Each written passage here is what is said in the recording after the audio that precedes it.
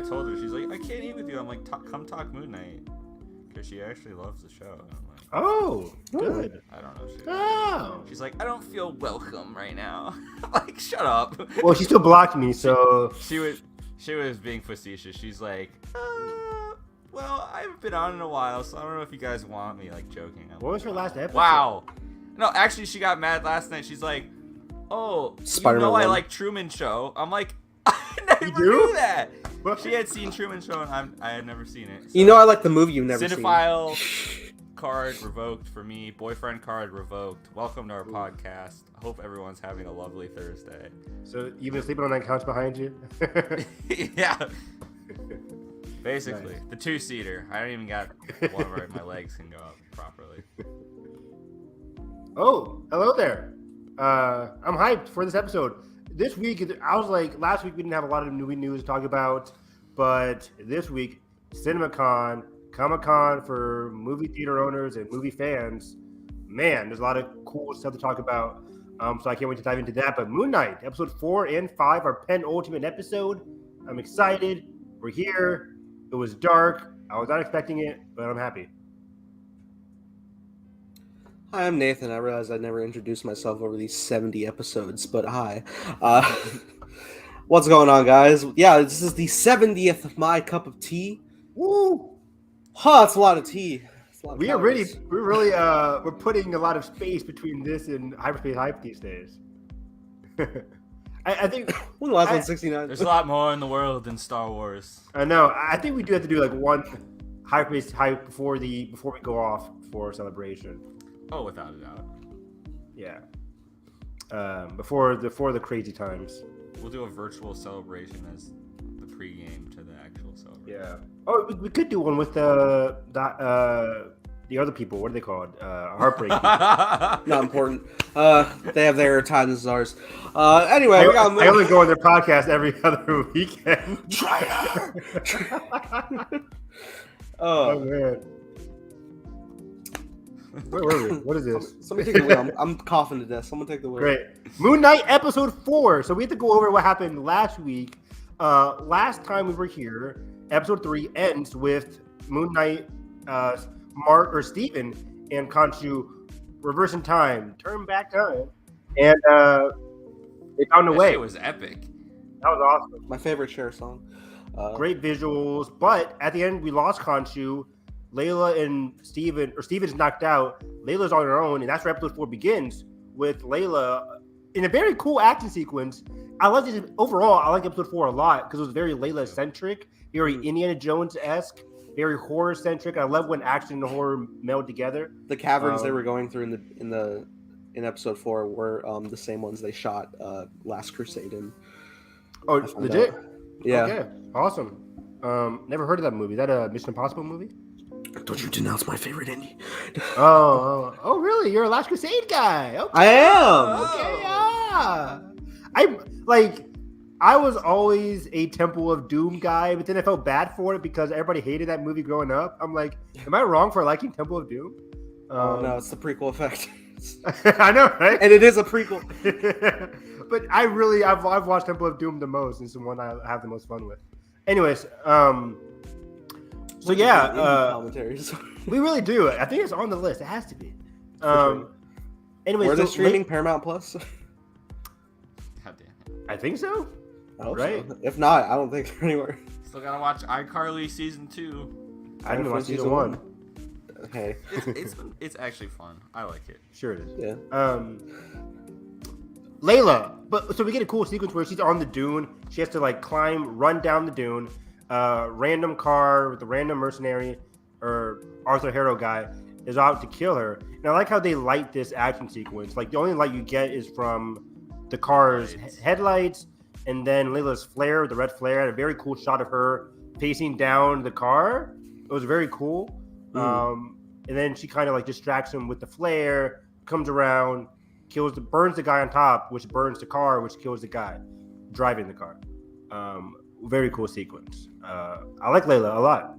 Bro. Yes. Talk about these gods. There's 50 of them trapped in this little shelf. They're my gore theory was wrong. Your what? My Gore the God Butcher theory was wrong. They're still trapped. I forgot about that.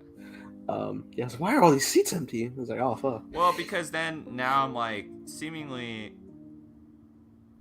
we have like, it was cool to have confirmed like different versions of the afterlife, essentially based on what your like beliefs and religion were. Yeah. Like it's all in the same like viewpoint of like the ancestral plane from Black Panther is one. Things like that. And probably the wherever he is in the end of episode 5. Yeah. Probably wherever Thanos snapped himself during that one sequence. Yeah. Many things. That was very interesting to me in terms of just stuff we've seen before in the MCU and kind of how they're handling it, because it's like kind of the one. Oh, Kelly's here. Right back. Live Kelly cam. Turn to the door. Turn the camera. No. It turns into searching. But yeah, I agree with you guys in terms of like how they depict the afterlife in episode 4 and 5. Very cool stuff. A lot of connections to, of course, the upcoming Thor movie. Thor Ragnarok, really, we saw the afterlife where he nearly died, and that's when he saw his father for the first time. He saw his father again in Thor Ragnarok. Yeah, I think it's been more of a vision, really, because he just went back to the cliff in Norway. True, but it was like a moment of near death, at least. Yeah, and I think what the show and the MCU is telling us, like they're only able to see these gods in versions of like their subconscious or their only like near death experiences. Like again, gods aren't for mortal eyes to see in a sense. So if you're just walking around town, you can't be seeing gods unless you're like their avatar. But yeah, so they get into the tomb. It was really creepy because I didn't know about the Alexander the Great of it all. They go see the Eye of Horus. Oh, I'm skipping over. That what's it called? Steven is having some kind of infatuation with Layla before they get to the tomb. Yeah. Because Steven is now in control. Mark said they had a deal where Mark was like, I will go away from Moon Knight. I will go away once it's all over. And since Khonshu is gone, Steven's like, well, we're done here. I'm going to be in charge here. And Mark's like, nope, not yet. Arthur Harrow's still out there. Let me back in. Steven's like, nope, I'm in charge now. Phasma. And he starts liking Layla, which is really weird. But I understood it because it was technically Steven's first time seeing Layla, even though they both share the same body. So that was very interesting. That was kind of a weird dynamic they had going on in this episode. Yeah, he had it's also where Steven lets her know that Mark was trying to protect her from becoming Khonshu's next avatar. Yes. Steven was that in the car ride, I believe? No, it was like she was about to kiss him, and he blurted that out. Yeah, he was like, I can't do that. What's up? So we see you. Do you see me? Can you hear me? So that was interesting. But yeah, I like Steven and Layla's dynamic here. They get into the tomb. They see the Eye of Horus. Again, kind of like the guardian of the like underworld, stuff like that. And I think Horus is. I used to know so much Egyptian gods like via Rick Riordan's Red Pyramid trilogy.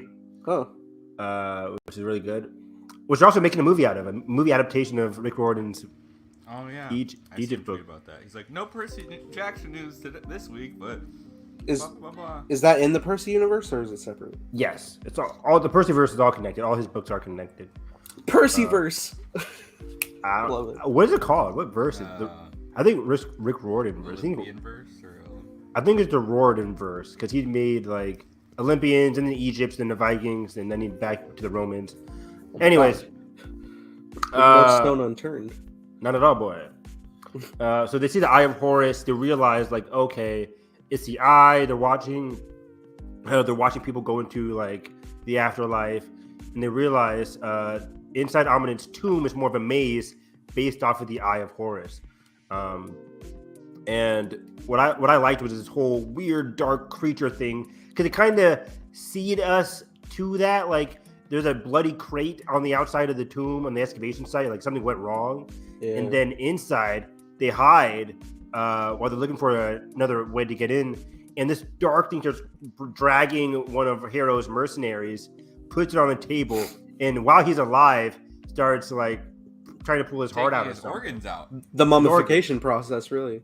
Yeah, I'm like, oh, hello. That was really dark. Yeah, I guess he's one of the like undead ancient priests that practice these rituals. Yeah, I guess so. And I guess it activated under Aminet's. Since Aminet is a god here, is that like a defense mechanism for Aminet, right? To protect Alexander's body or something? Unclear. Is that what they were going for? I need to. I'm pretty sure I was watching like breakdown videos before it went live, but I mean, there's a lot to break down in these episodes. Yeah, a lot. I like the whole thing how he's above on and looking down through the cracks and then like makes a noise. Like that's just so scary, dude. That was super freaky. This had a lot of great horror elements going for it. I enjoyed the hell out of it. Thoroughly. The hell out of it. Because then they get split up, right? Because they don't know. Because it looks like bad that one way, right? There's like a blood stain basically dragged all the way back there. Yeah. Also, as an adventure horror guy, I got vibes to Uncharted 1. We've all played Uncharted 1, right? Yeah. Uncharted 1 ends with they're in the submarine base with the Nazi zombies and all that stuff.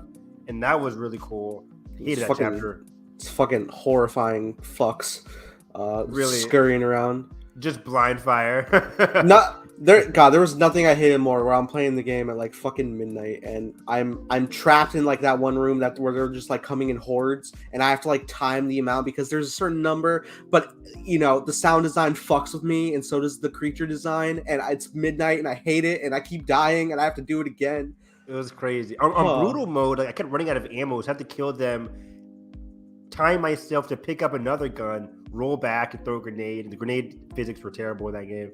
Oh man, Evan, I played it on the easy story mode because that's how I play games. So you know it was get my the brutal fear. mode. Play brutal. No, but I was still dying, Brutal. so that just tells you that my fear was fucking with me even more. Yeah, tell me you're a bad gamer. But otherwise, Bad gamer. I'm here for story. I'm here for story. Good for Lego you, Star Wars. Let's go. That has no difficulty, right, Lego? Which is another. I don't think it has it. I think so. I don't think so, but Like a broad one. Even more horror vibes is this next scene where she runs on the ledge. Oh Crazy my good. god, Crazy. that was really cool. I was thinking about video games like Uncharted as well when like she got to a point and like the rest of the cliff behind her fell and I was like, oh, I can't go back now. Drake! No! Oh god! Oh god damn! But that was really cool because the camera, she's like sliding on the edge, and then the thing grabs her like that, and then she gets pulled back. Well, like at first you see like through a little crevice it like goes past. And you're like, oh yeah, no. Not like this. that was so scary. And then it stays there. Like usually you feel like that's a commercial break or that's when they cut to another scene, but it lingers, and then they pop out and she's still fighting. I'm like, let's go, Layla. She stabs it and then just pushes it over the cliff.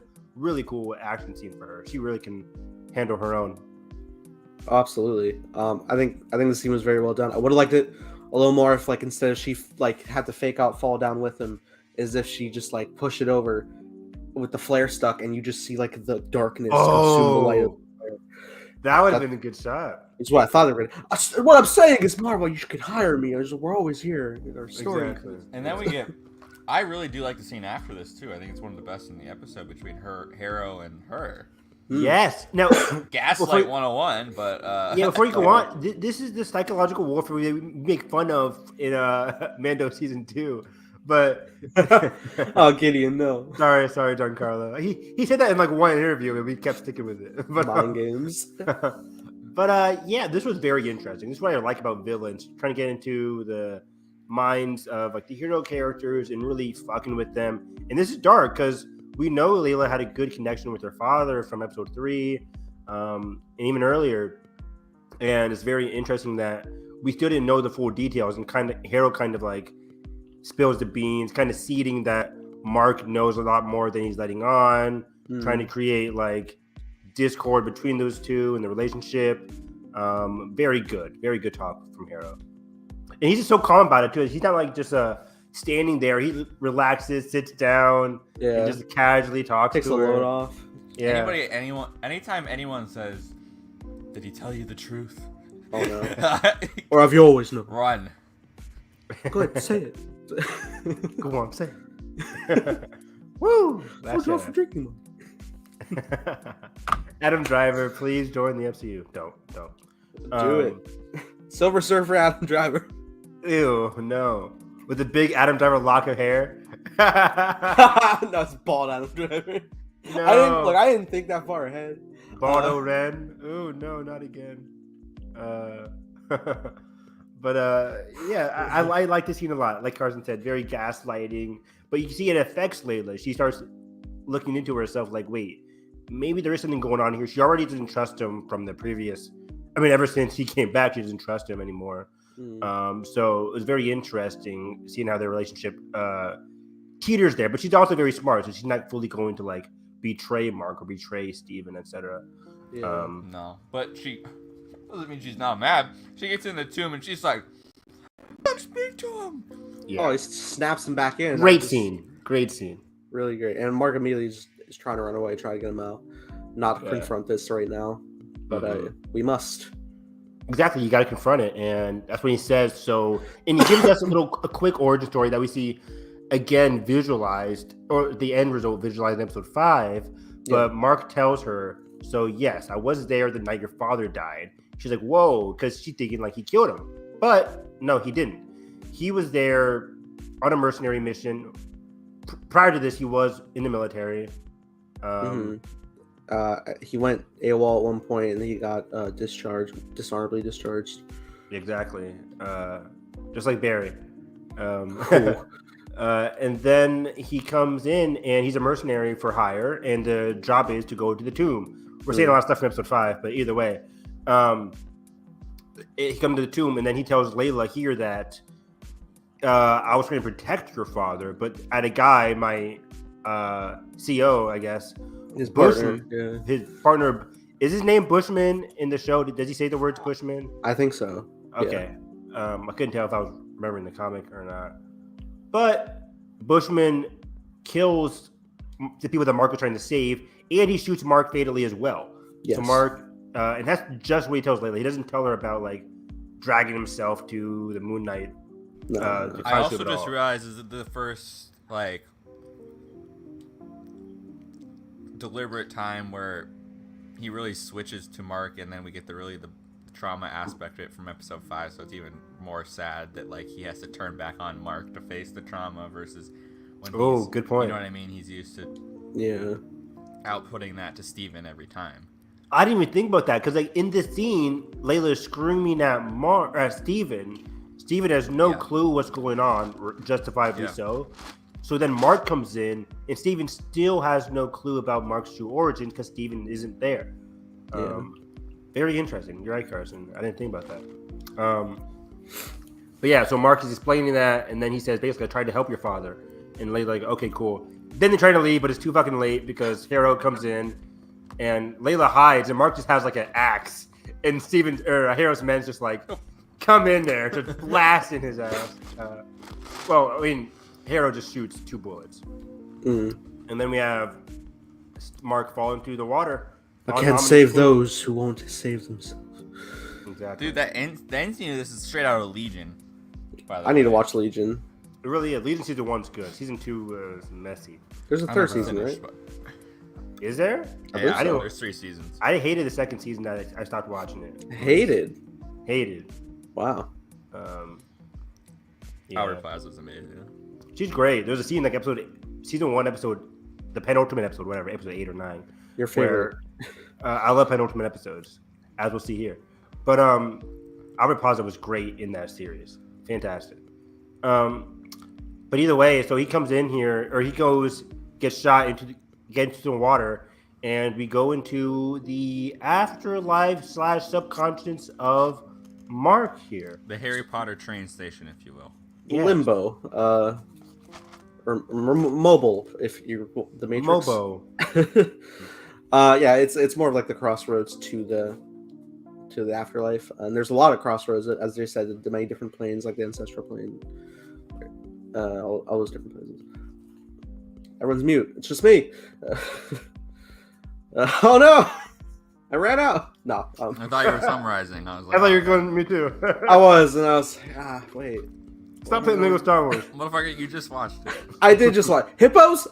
No, it's So they go into the afterlife, or Yes. to this weird spectrum here. yeah. First, And yeah, we're in at first it's just Mark. Mark's talking to, it's like, is he talking to Arthur Harrow first, or is this later on? No, it's the No. long take of them Bing- sitting in the bingo. lobby. What? Yeah, they're in the. It's their first shot in the psych ward with all the patients playing bingo. Going around. There's a lot of like interesting details that start to like sow the doubt in the audience of like the unreliable narrator type thing, which the comic run did as well, with a lot of different like key elements outside of the story we've already seen, being little things like they have cupcake serving. Mark hijacked the cupcake truck in the first episode.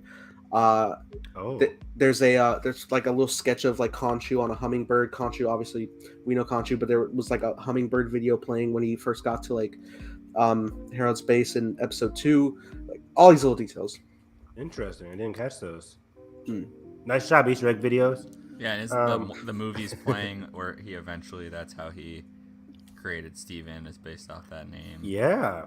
That, Yeah, like, we go childhood- 4x3. Zack Snyder's Moon Knight. Oh, that's how it starts, though. Actually, right? It goes to the video, then we see Oscar. Then Yeah, it pulls out. yeah. Yeah, It- you're right. Okay. The way it's shot in the dialogue, I'm like, this is fucking Goosebumps episode. Incredible, right? It's so good. We should watch Goosebumps really commentary. I would love that. Where are those episodes at? Are they streaming anywhere? They gotta Netflix be, has right? Goosebumps. Do they have like the OG know. series? Yeah, like for the longest time. I've We've had this. talked about this. I've had the before. same revelation with you. I think we have. Yeah. I see. I forget things. I don't know what I did yesterday. Hmm. I'm like, I know what I Mark forgot. Spector. But what was I gonna say? So yeah, we got Then he interesting. jumps out of the wheelchair and Mhm. then he lands in the makeshift office, I think, with Yeah, which we 5 get more. seasons, baby. Awesome. Yeah, we gotta watch the Dobby episodes. The not Dobby. The what is it called? The doll. What's his name? Slappy. Slappy. The Night of the Living Dummy. Yeah, my favorite trilogy. I think it's the third one that has our boy, Hayden Christensen. Oh yeah, That's like in the. yeah. Oh yeah. Oh Super boy. Classic. Classic. But yeah, so I guess I think Ryan. I'm sorry. Steven's accent like kind of comes from like people made fun of Steven's accent all the way going back to the first trailer of Moon Knight. And I guess Steven's weird accent comes from the fact that he's watching it from a weird British guy's video. Is the actor even British in the TV show? Probably not. Probably he's- not. I think he's, Probably I think he's absolutely. acting British. He's so acting British, so that's what Steven's been Mark's been watching. So his accent as Steven is based off of somebody who can hardly speak British himself. Yeah, it's not only a very low budget thing, but it also made Yeah. for like the perfect like suitor as an alter because Harrow as the therapist says at one point, based on the budget, I don't think many others have seen this either. So Yeah, and we get more context with the Harrow's office aspect of it all because that's it seems like we have a timeline where Mark and Steven are in the hospital, but whenever Mark goes to Harrow, Dr. Harrow here, it's when Mark alone is like going deeper into his subconscious, like it's on a different plane than like the other, like because like in episode 5 he's talking with the whole hippo goddess or whatever, and then he dives into himself and he's talking about Harrow. Yeah. and then even Harrow's like, we're making like great progress with like you approaching these memories, and I was like, oh my god, fuck. Exactly. It's, So there's more- they don't want Neo to wake up. Yeah, so it's like a mindscape within a mindscape. Yeah, it's like I think Harrow describes it as like a pendulum of something going through your head. Yeah, but yeah, also like before we get to episode 6 or episode 5, Sense and nonsense. they go through one of the tombs and they see one like shaking, and people are thinking that's Jake Lockley.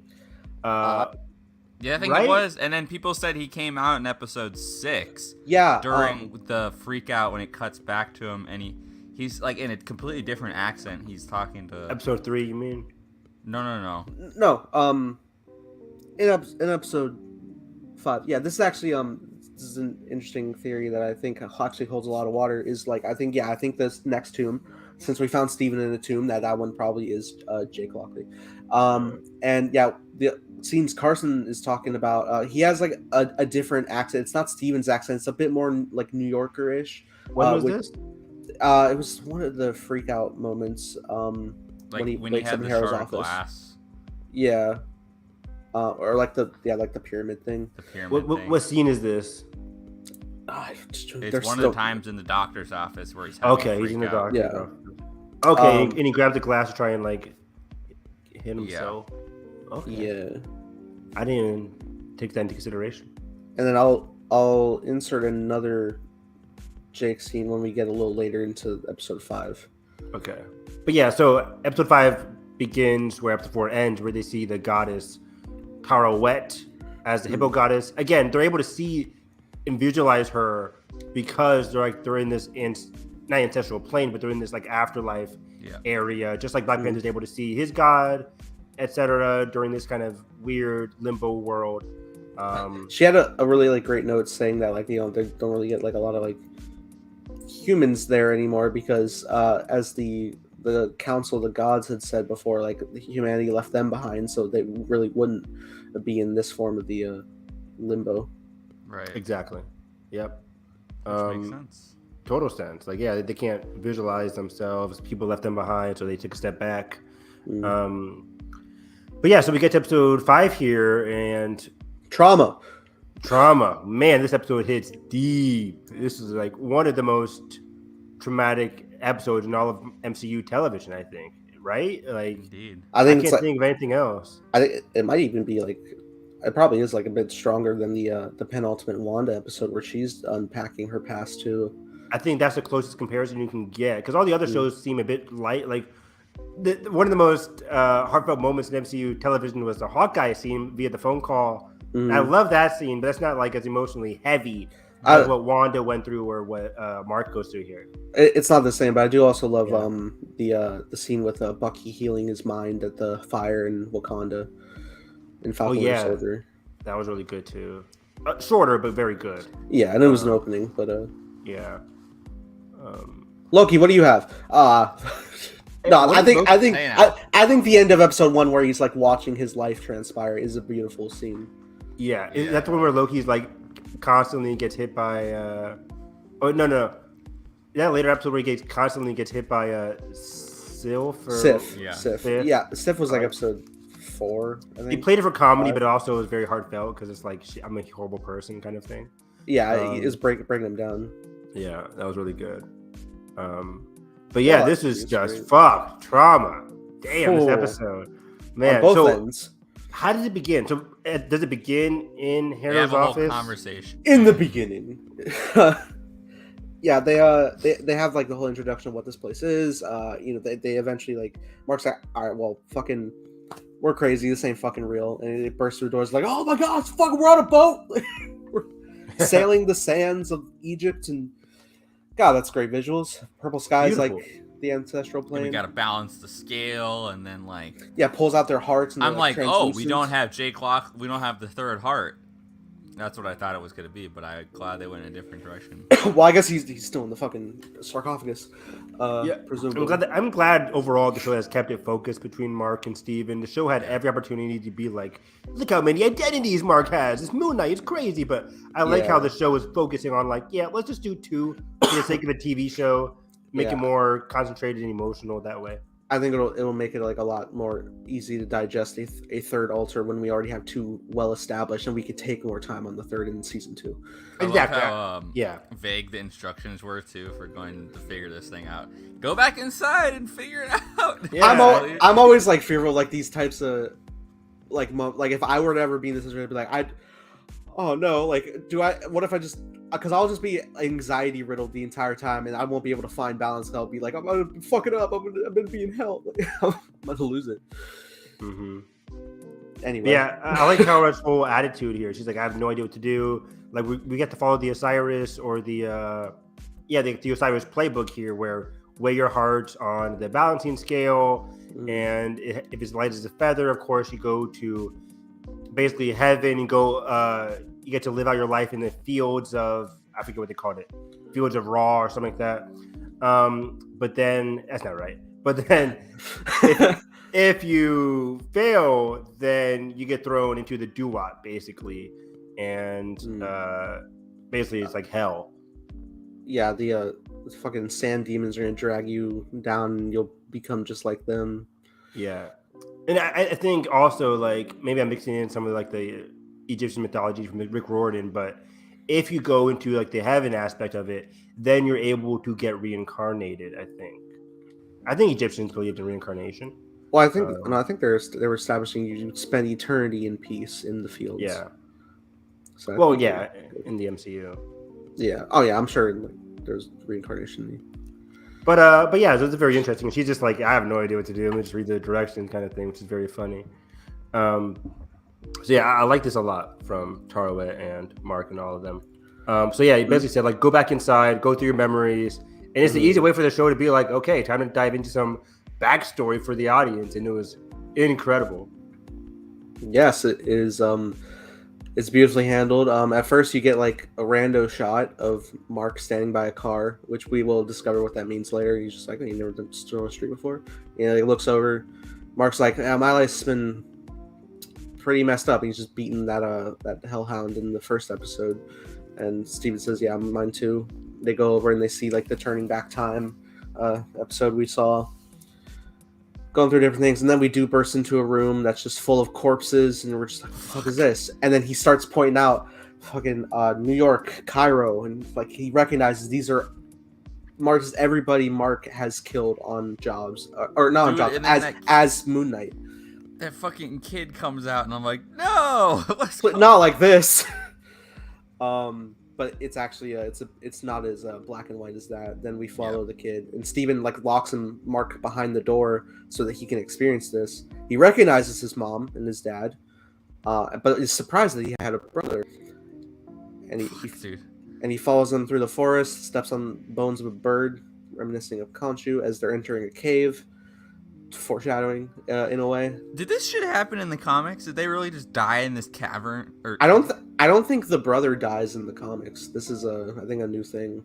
The brother's hardly mentioned in the comics, if I believe correctly. I think even I'm like, I think the brother gets a mantle of something eventually, but I wouldn't be surprised. That's how comics work. So is his trauma more like natural then in terms of his dissociative identity disorder in the comics, you think? Yeah, I think this whole mom thing is brand new to the show as well, I think. Okay. Right, Nathan? Which is interesting. I'm pretty like broad on the story of like what they're adapting. I probably like dove into issue by issue. I'd like to. Me too. I feel like I would remember this whole mom thing. If you're watching us, leave a comment to make sure we're right. But yeah, I really don't think the mom is either mentioned that much or has that big of a trauma thing. I think in like the OG 1990s Moon Knight stuff, like he only gets the identities after he becomes Moon Knight kind of thing. And then interesting. That's kind of like it's more of an adult thing to use to like create different personas and identities depending on the situation. It's not until the 2000s where it's like, no, it's been happening more as he was a kid. That's when people get like the classic Marvel Now issue where he's like all in white, that kind of stuff. That was part of Marvel Now, all new, all different Marvel, where they dive into like, okay, this happened more ever since he was born, and Khonshu has been tracking Mark ever since he was a kid, that kind of thing. That was all late, early 2000 kind of stuff. So yeah, I think the whole mom thing might just be a tool for the show to create more of an emotional hook on why Mark is the way he is, which I think is smart. I think it's very emotional, very impactful, because I'm watching this, I'm like, ooh, man, this is traumatizing. I can't imagine what he must be going through. Yeah, it's bad. So Steven tries to follow the kids into the cave to try to guide them back out. Oh no. Yeah, but of course it doesn't work out, and then he ends up into the funeral. Did you guys, real quick, did you guys get Bridges Terabithia vibe from this? Oh, not like this. Not like this. No. Oh, no. That's how like, she drowned. Spoiler alert for an old movie. But that's how it happened in Bridge, right? She drowned. in the forest. Dark It, time. And they're it is just so wild playing seeing around. so much marketing for Bridge of Terabithia on Disney Channel. Right? Just like Those finding out fuckers. what this fucking movie is. I would never forget my mom like bowling in the theater when I was a kid, and I'm just like shocked that what I just saw happen. I'm just watching Josh Hutcherson with Survivor's Guild. I'm like, there's no way. I'm like, Mom, she's coming back, right? Like, no way. Doesn't she have like a manifestation in like the fantasy? At the very end, yeah. But also, isn't the fantasy world just like imagination? Oh, yeah, it is. It's basically like a coping mechanism. Narnia, this ain't.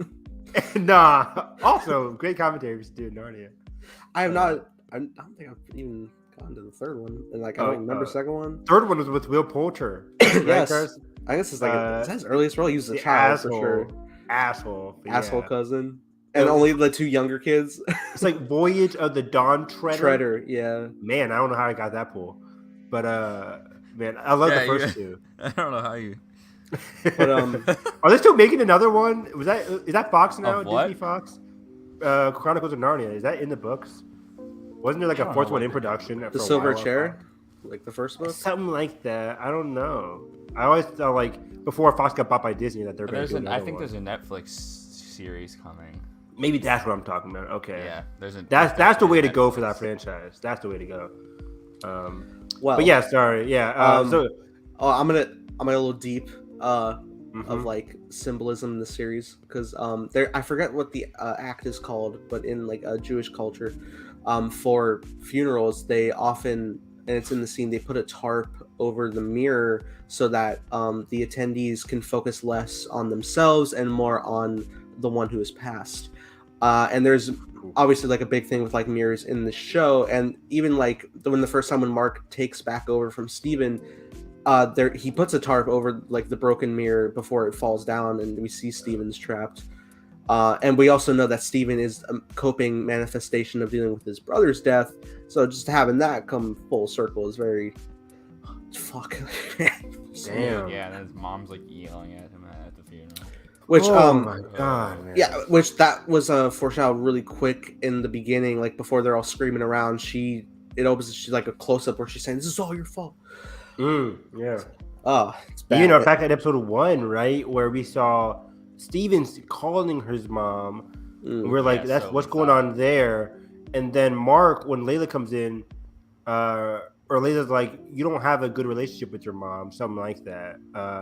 So it's Yes. like, we knew back then, like, what's going on here with the mom thing? It was very weird. And initially we were thinking that maybe because Steven is like setting up, or Mark is setting up things for Steven, like live in this bubble. You know, here's the goldfish, here's the and we were like, maybe he has a voice, like a voicemail box to his mom. That's not actually her. But then we see like the first time Steven like really takes over unexpectedly, he just picks up the phone. The screen is very much not on a call. It's a random app or something, and he's just talking like she is there. Yeah. Which is all the more heartbreaking given the context of this episode. Yeah. Like, he runs into his room because, or no, it's like they're Or at the even- funeral. Yeah. Even before, first he just comes down the stairs and immediately she's like, "What are you doing here?" Which is awful. And then Right. we're going like birthday after birthday of just like, all right, well, she's not coming down this year, and the next year she's just She's like, br- The She worst brings is the alcohol one, to- and she's She brings What's- alcohol and- to the dinner. She's and really what- not in the right headspace. and what's fucked about like fucking story framing is like the previous birthday before that one is like when it is just him and his dad blowing out the candles, they do have that fucking like alcohol bottle, that same one, like right in between them in the background. It's like, fuck, dude, it's awful. It's awful. And then Yeah.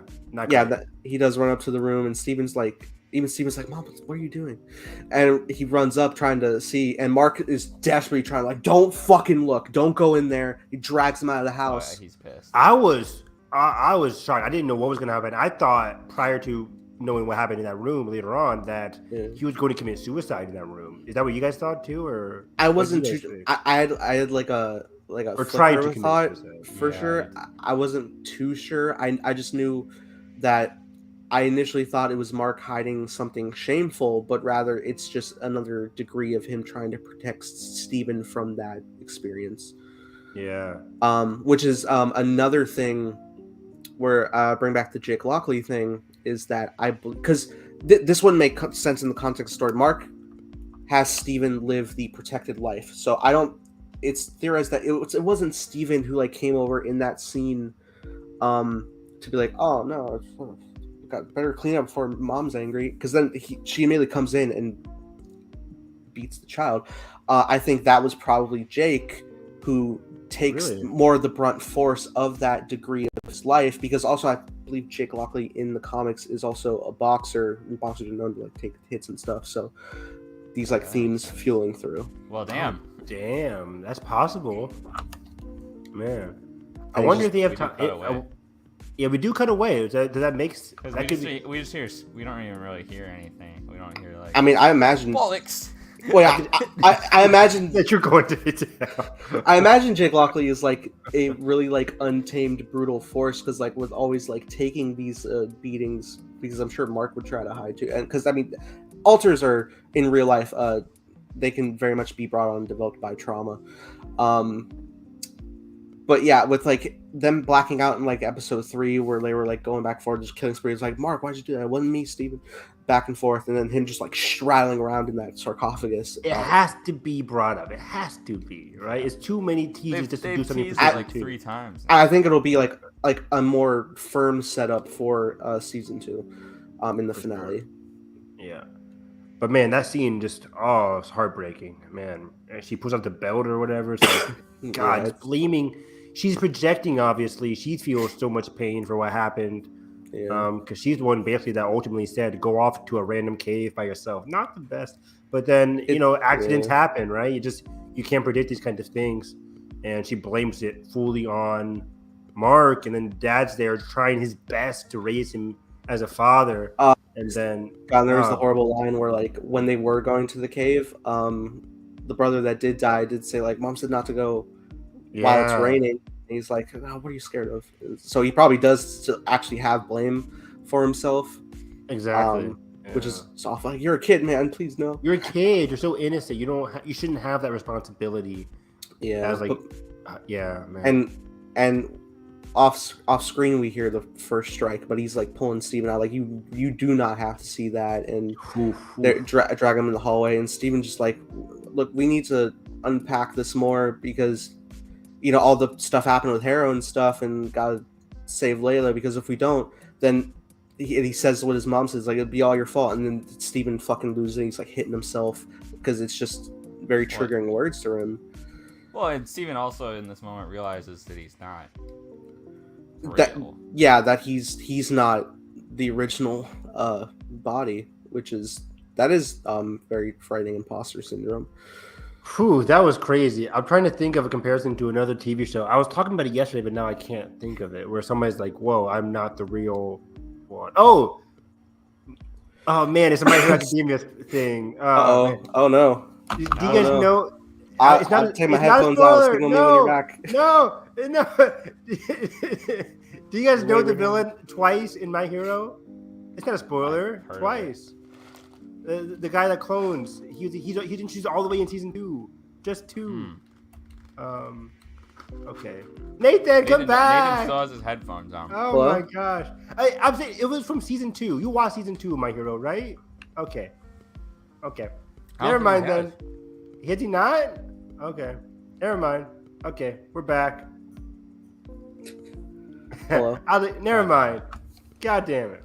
But it was a My Hero thing. But it's very traumatizing and difficult for somebody to be like, am I not the real one? Am I like, it's just your whole identity's changed basically. Enemy? Denis? I was going to say that, but you guys haven't watched that movie either. Or at least Carson hasn't, right? You both haven't? No, I haven't. You both are fake fans? No, somebody told me a story beat, and I was like, I think I'll enter a new depression if I watch this. You wouldn't. I mean, it's I think I can watch it now. It's a heavy movie, but I think his first movie, Incendies, is much more oof. That's crazy. Incendies is Villeneuve's Old Boy. Oh my god! It's just it's crazy. Is it in French too? Yeah. The mise en scène is Incendies. Yeah. Cindy's. But yeah, what happens after Steven's like struggling with reconciling this? Mm-hmm. What happened? Back out and it's like, it's not fucking working. Go okay. do better. Do better. Oh no. The scales aren't working. I think he has a couple more like it's like with when he starts hitting himself, then he wakes up with Dr. Harrow again. Harrow, in the office. Which by the way, that office is a repainted set of the attic from episode 2 that they run up to before Steven turns into Mr. Knight in front of Layla. Great. I did not recognize that. Yeah, it's wild. And the guards are like Harrow's men as well, if you guys didn't realize that either. Yeah, one of the patients is the woman, the guy that got, and the guy is like one of the security. Yeah, one of the people that got mummified basically in episode 4 is like one of the people that like helps restrain Mark in that area. Yeah. So yeah, these people are definitely all in his mind. But yeah, and then oh my gosh, when Harrow's like, or Steven's like, my mom is still alive. My mom is definitely still alive. I can call her right now. Harrow's like, okay. Let me just go call her right now. We have her on file. They have her on file. Go through it all. Man, like Jesus. And it's even before he picks up the phone, he has that come to realization that she is gone, and then that's when the dial tone starts to come in. Yep. I'm just like, that is ouch. Some of the best audio editing for emotion. Fuck. I agree, because I didn't hear it at first, but then it increases the more it's like the realization comes in. Very well done. Oh man. Fuck, man. So yeah, and then they go back to the outside, I think, right? And then it's still not working. I think. Yeah. Then think they decide that see, we're not gonna be. They're like, we need to go back. This is why we need to go back. Well, hold on. We have one more scene where Mark is standing outside his mom's funeral. Oh, yes, it goes full circle. Yes. Yeah. Where he's standing outside, and even his dad standing at the window, like signaling him, like, please come in. But he won't. And he starts walking away. He says the quote like, "I can't give her that, right? There's something that I can't let her have that. Like me coming to her funeral after all she's done to him, kind of thing." Maybe. Like I thought he just said I can't. I think he says that I can't give her that or something like that. I can't do something for her. Like I can't let her have this. It is something along those lines. But yeah, then he starts walking. He rips off his yarmulke, falls to the ground. He starts like beating it to the ground.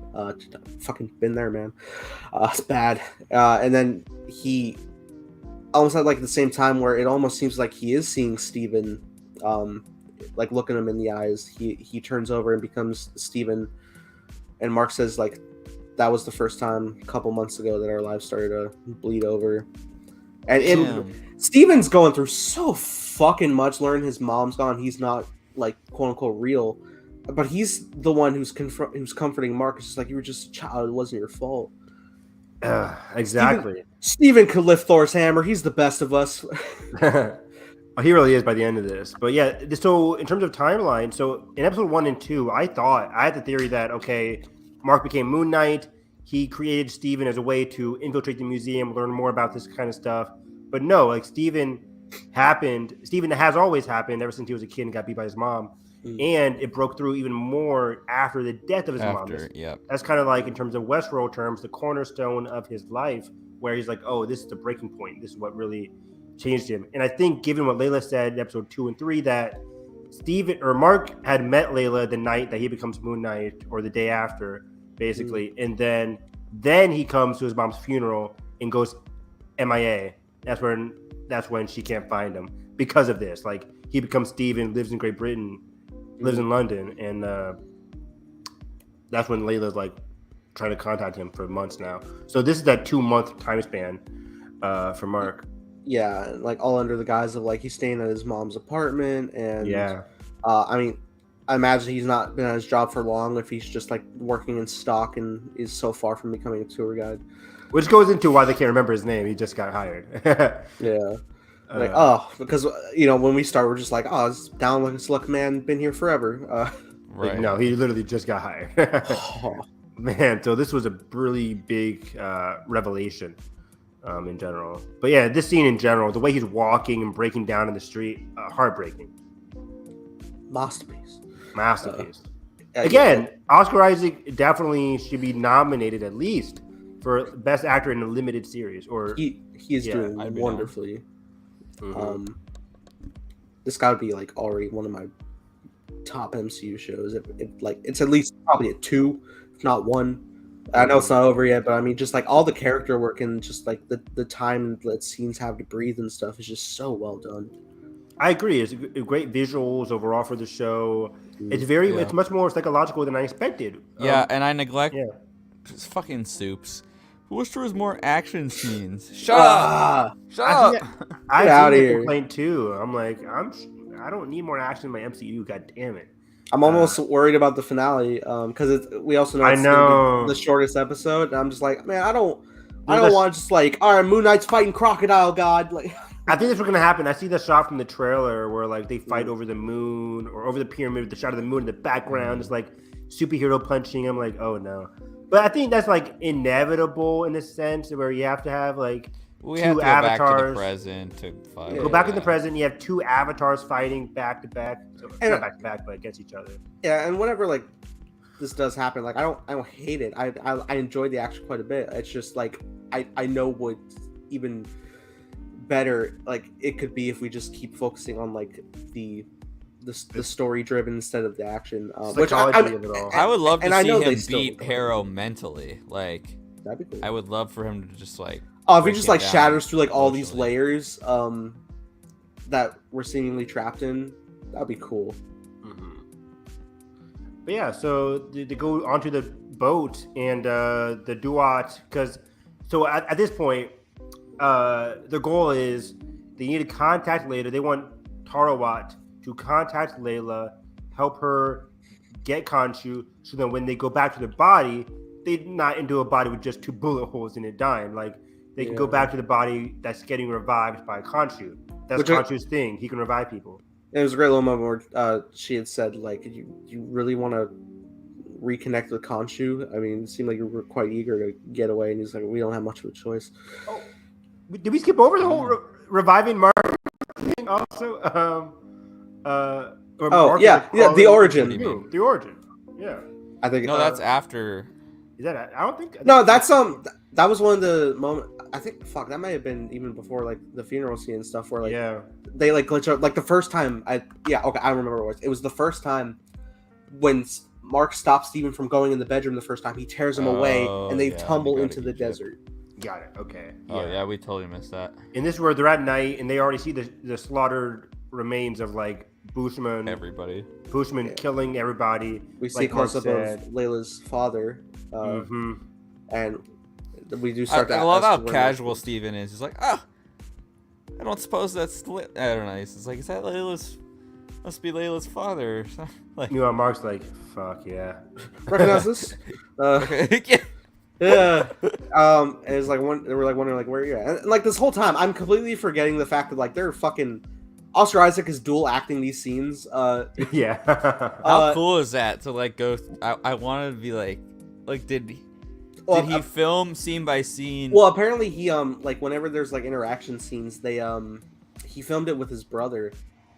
Oh no way. Which if you saw a picture of Oscar Isaac's brother, it doesn't really look like him, but yeah, but from the back you can get away with it, I suppose. Yeah, Evan, did your mic shift? Mm-hmm. Okay. Give you a bit, but but then we start to walk toward, and we see Mark's crawling into the tomb under Khonshu, and he's about to take his own life. Then Khonshu does come in with his voiceover, just like such a waste. You're back. Yeah, you're good. But yeah, I love Khonshu's voice. Oh, it's so good. So good. And this is dark. He's crawling to life straight from the comic books. But what was shocking to me was that he's about to kill himself. That was really like, oh man, he really hit rock bottom there. Yeah, I guess because in the context, he just experienced a squad get taken out that he was trying to save, and he also just got betrayed. And it's just like, what the fuck am I doing? It's no life. I have no one. It's awful. And then Khonshu feeds on that idea of helplessness, on vengeance, on hate. Even Steven calls it out quick. You dirty birdie. Are you let's call him a snake or something. Yeah, he's just like what does Steven say? Like he's using you, Mark, or he's he's manipulating him emotionally. Mm-hmm.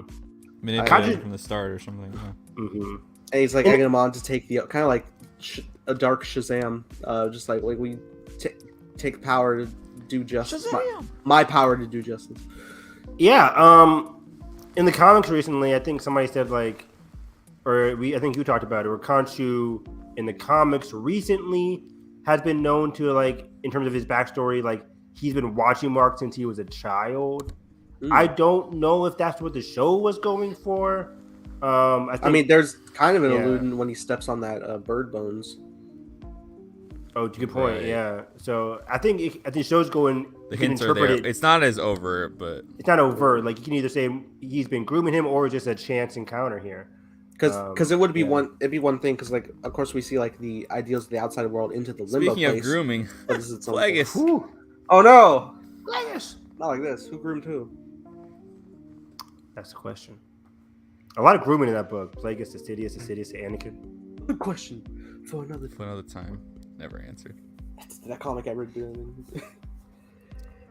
It was never answered because there was no. Hold my hand. There wasn't even like Star Wars explanation for it. That's how crazy it was. Yeah. Wikipedia's been active on Twitter a lot lately. Maybe she asked me. Oh, great. They're great. But yeah, so this was an interesting backstory. I liked the whole transformation effect. I still love it when he's gets enveloped in Moon Knight. The eyes start shining white and blue. There's like a glow of essence like illuminating like underneath the skin and stuff, like as the power's surging in. Yeah. I love stuff like that. It's great. Yeah. But yeah, so now we can go fast forward back to one on top of the ship. And yeah, they want to get Layla back, but also Taro was like, okay, let me create a portal through Osiris's portal for a quick way back into the real world.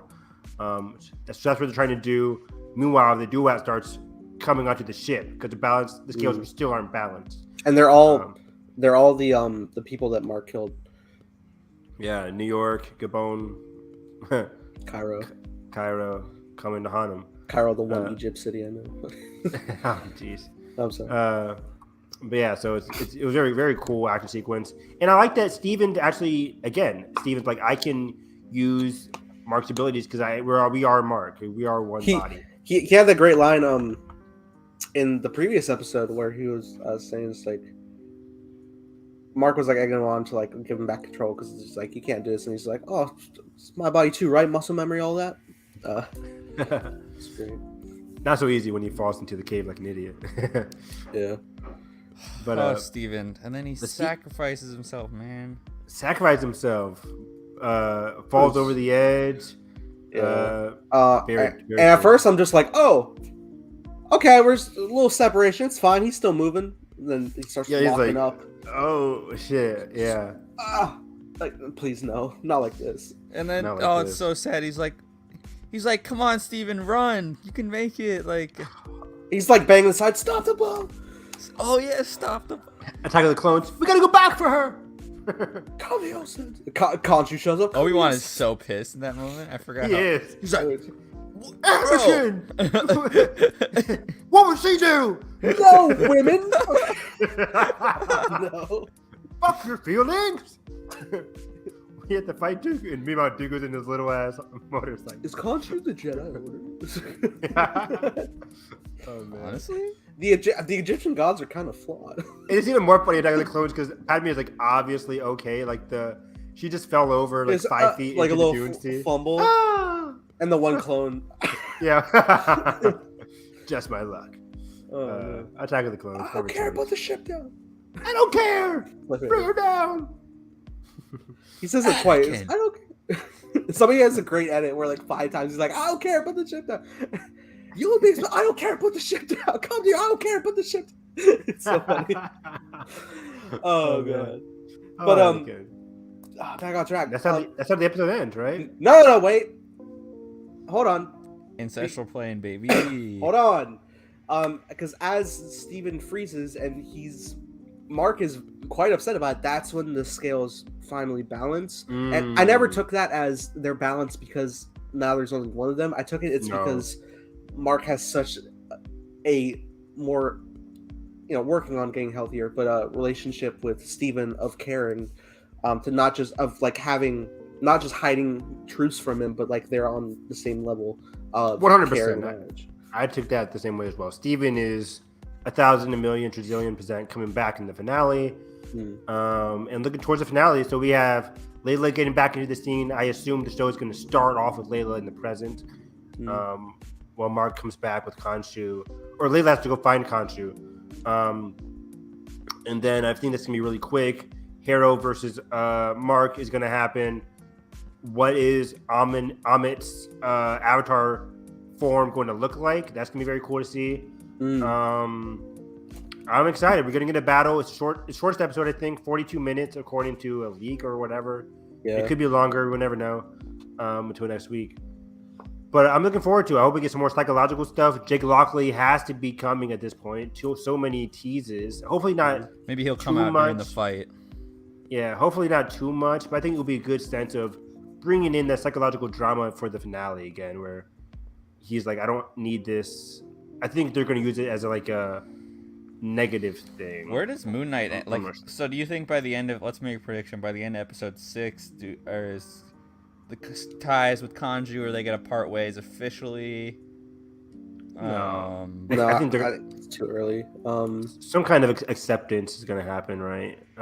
Maybe even not completely acceptance, but maybe a more an acceptance of each other, but probably still under the will of. That's what I mean.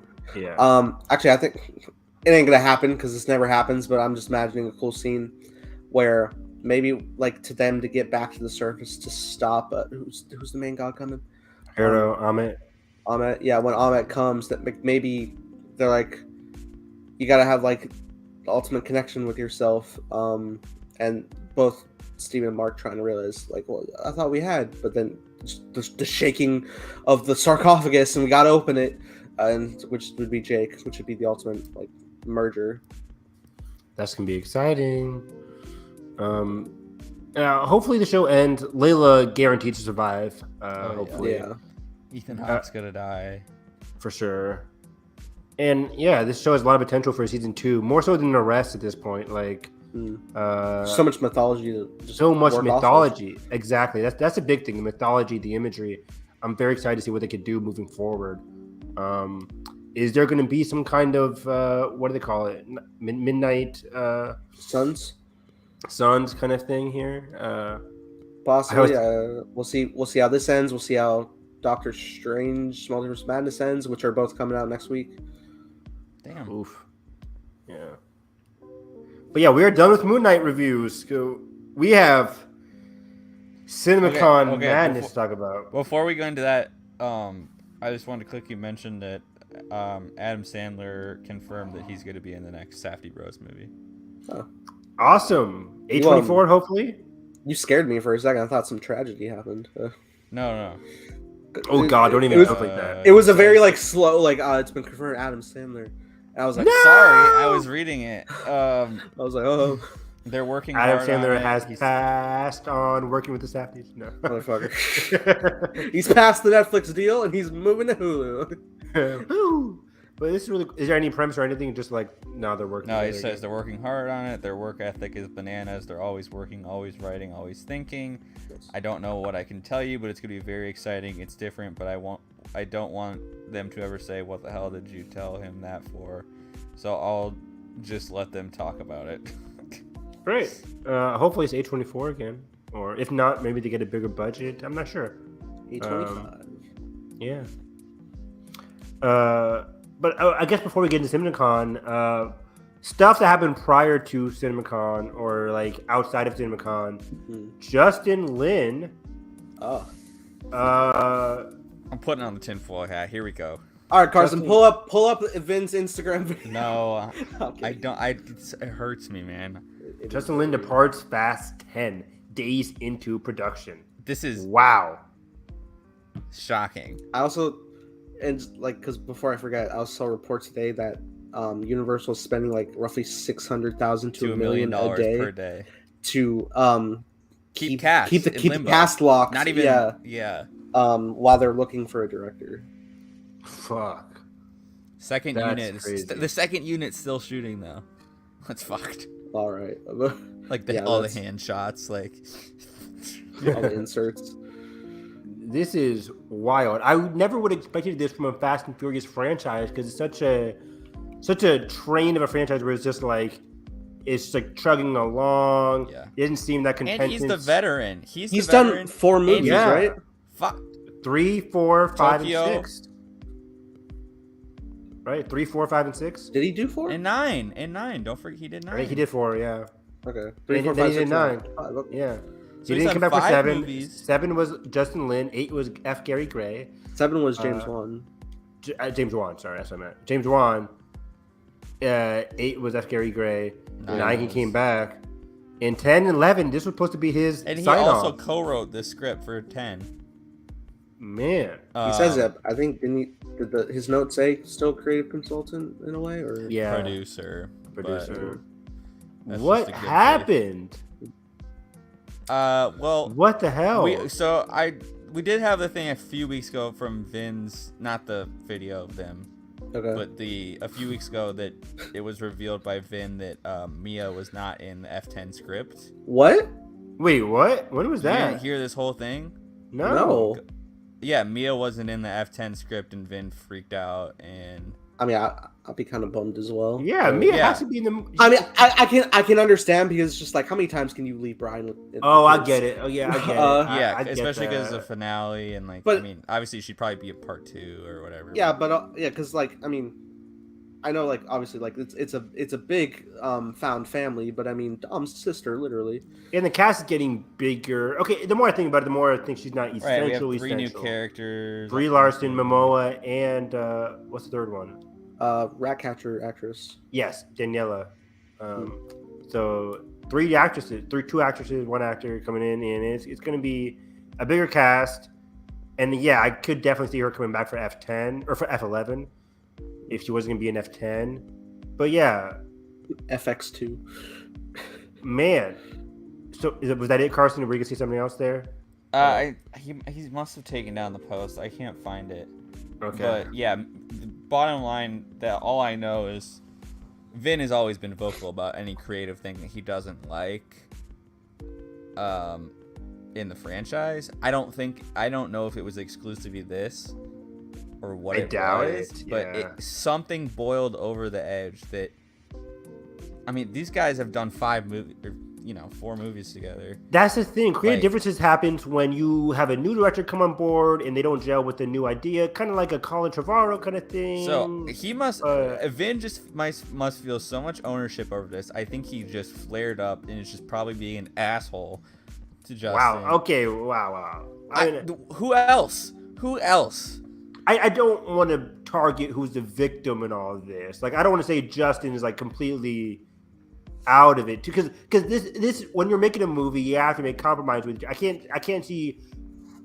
I don't want to accuse Vin of saying of kicking Justin out, basically. No. Like I can Nor see, is it his prerogative. What I'm saying is, I don't want to call him anybody because it's the finale, Vin's probably feel.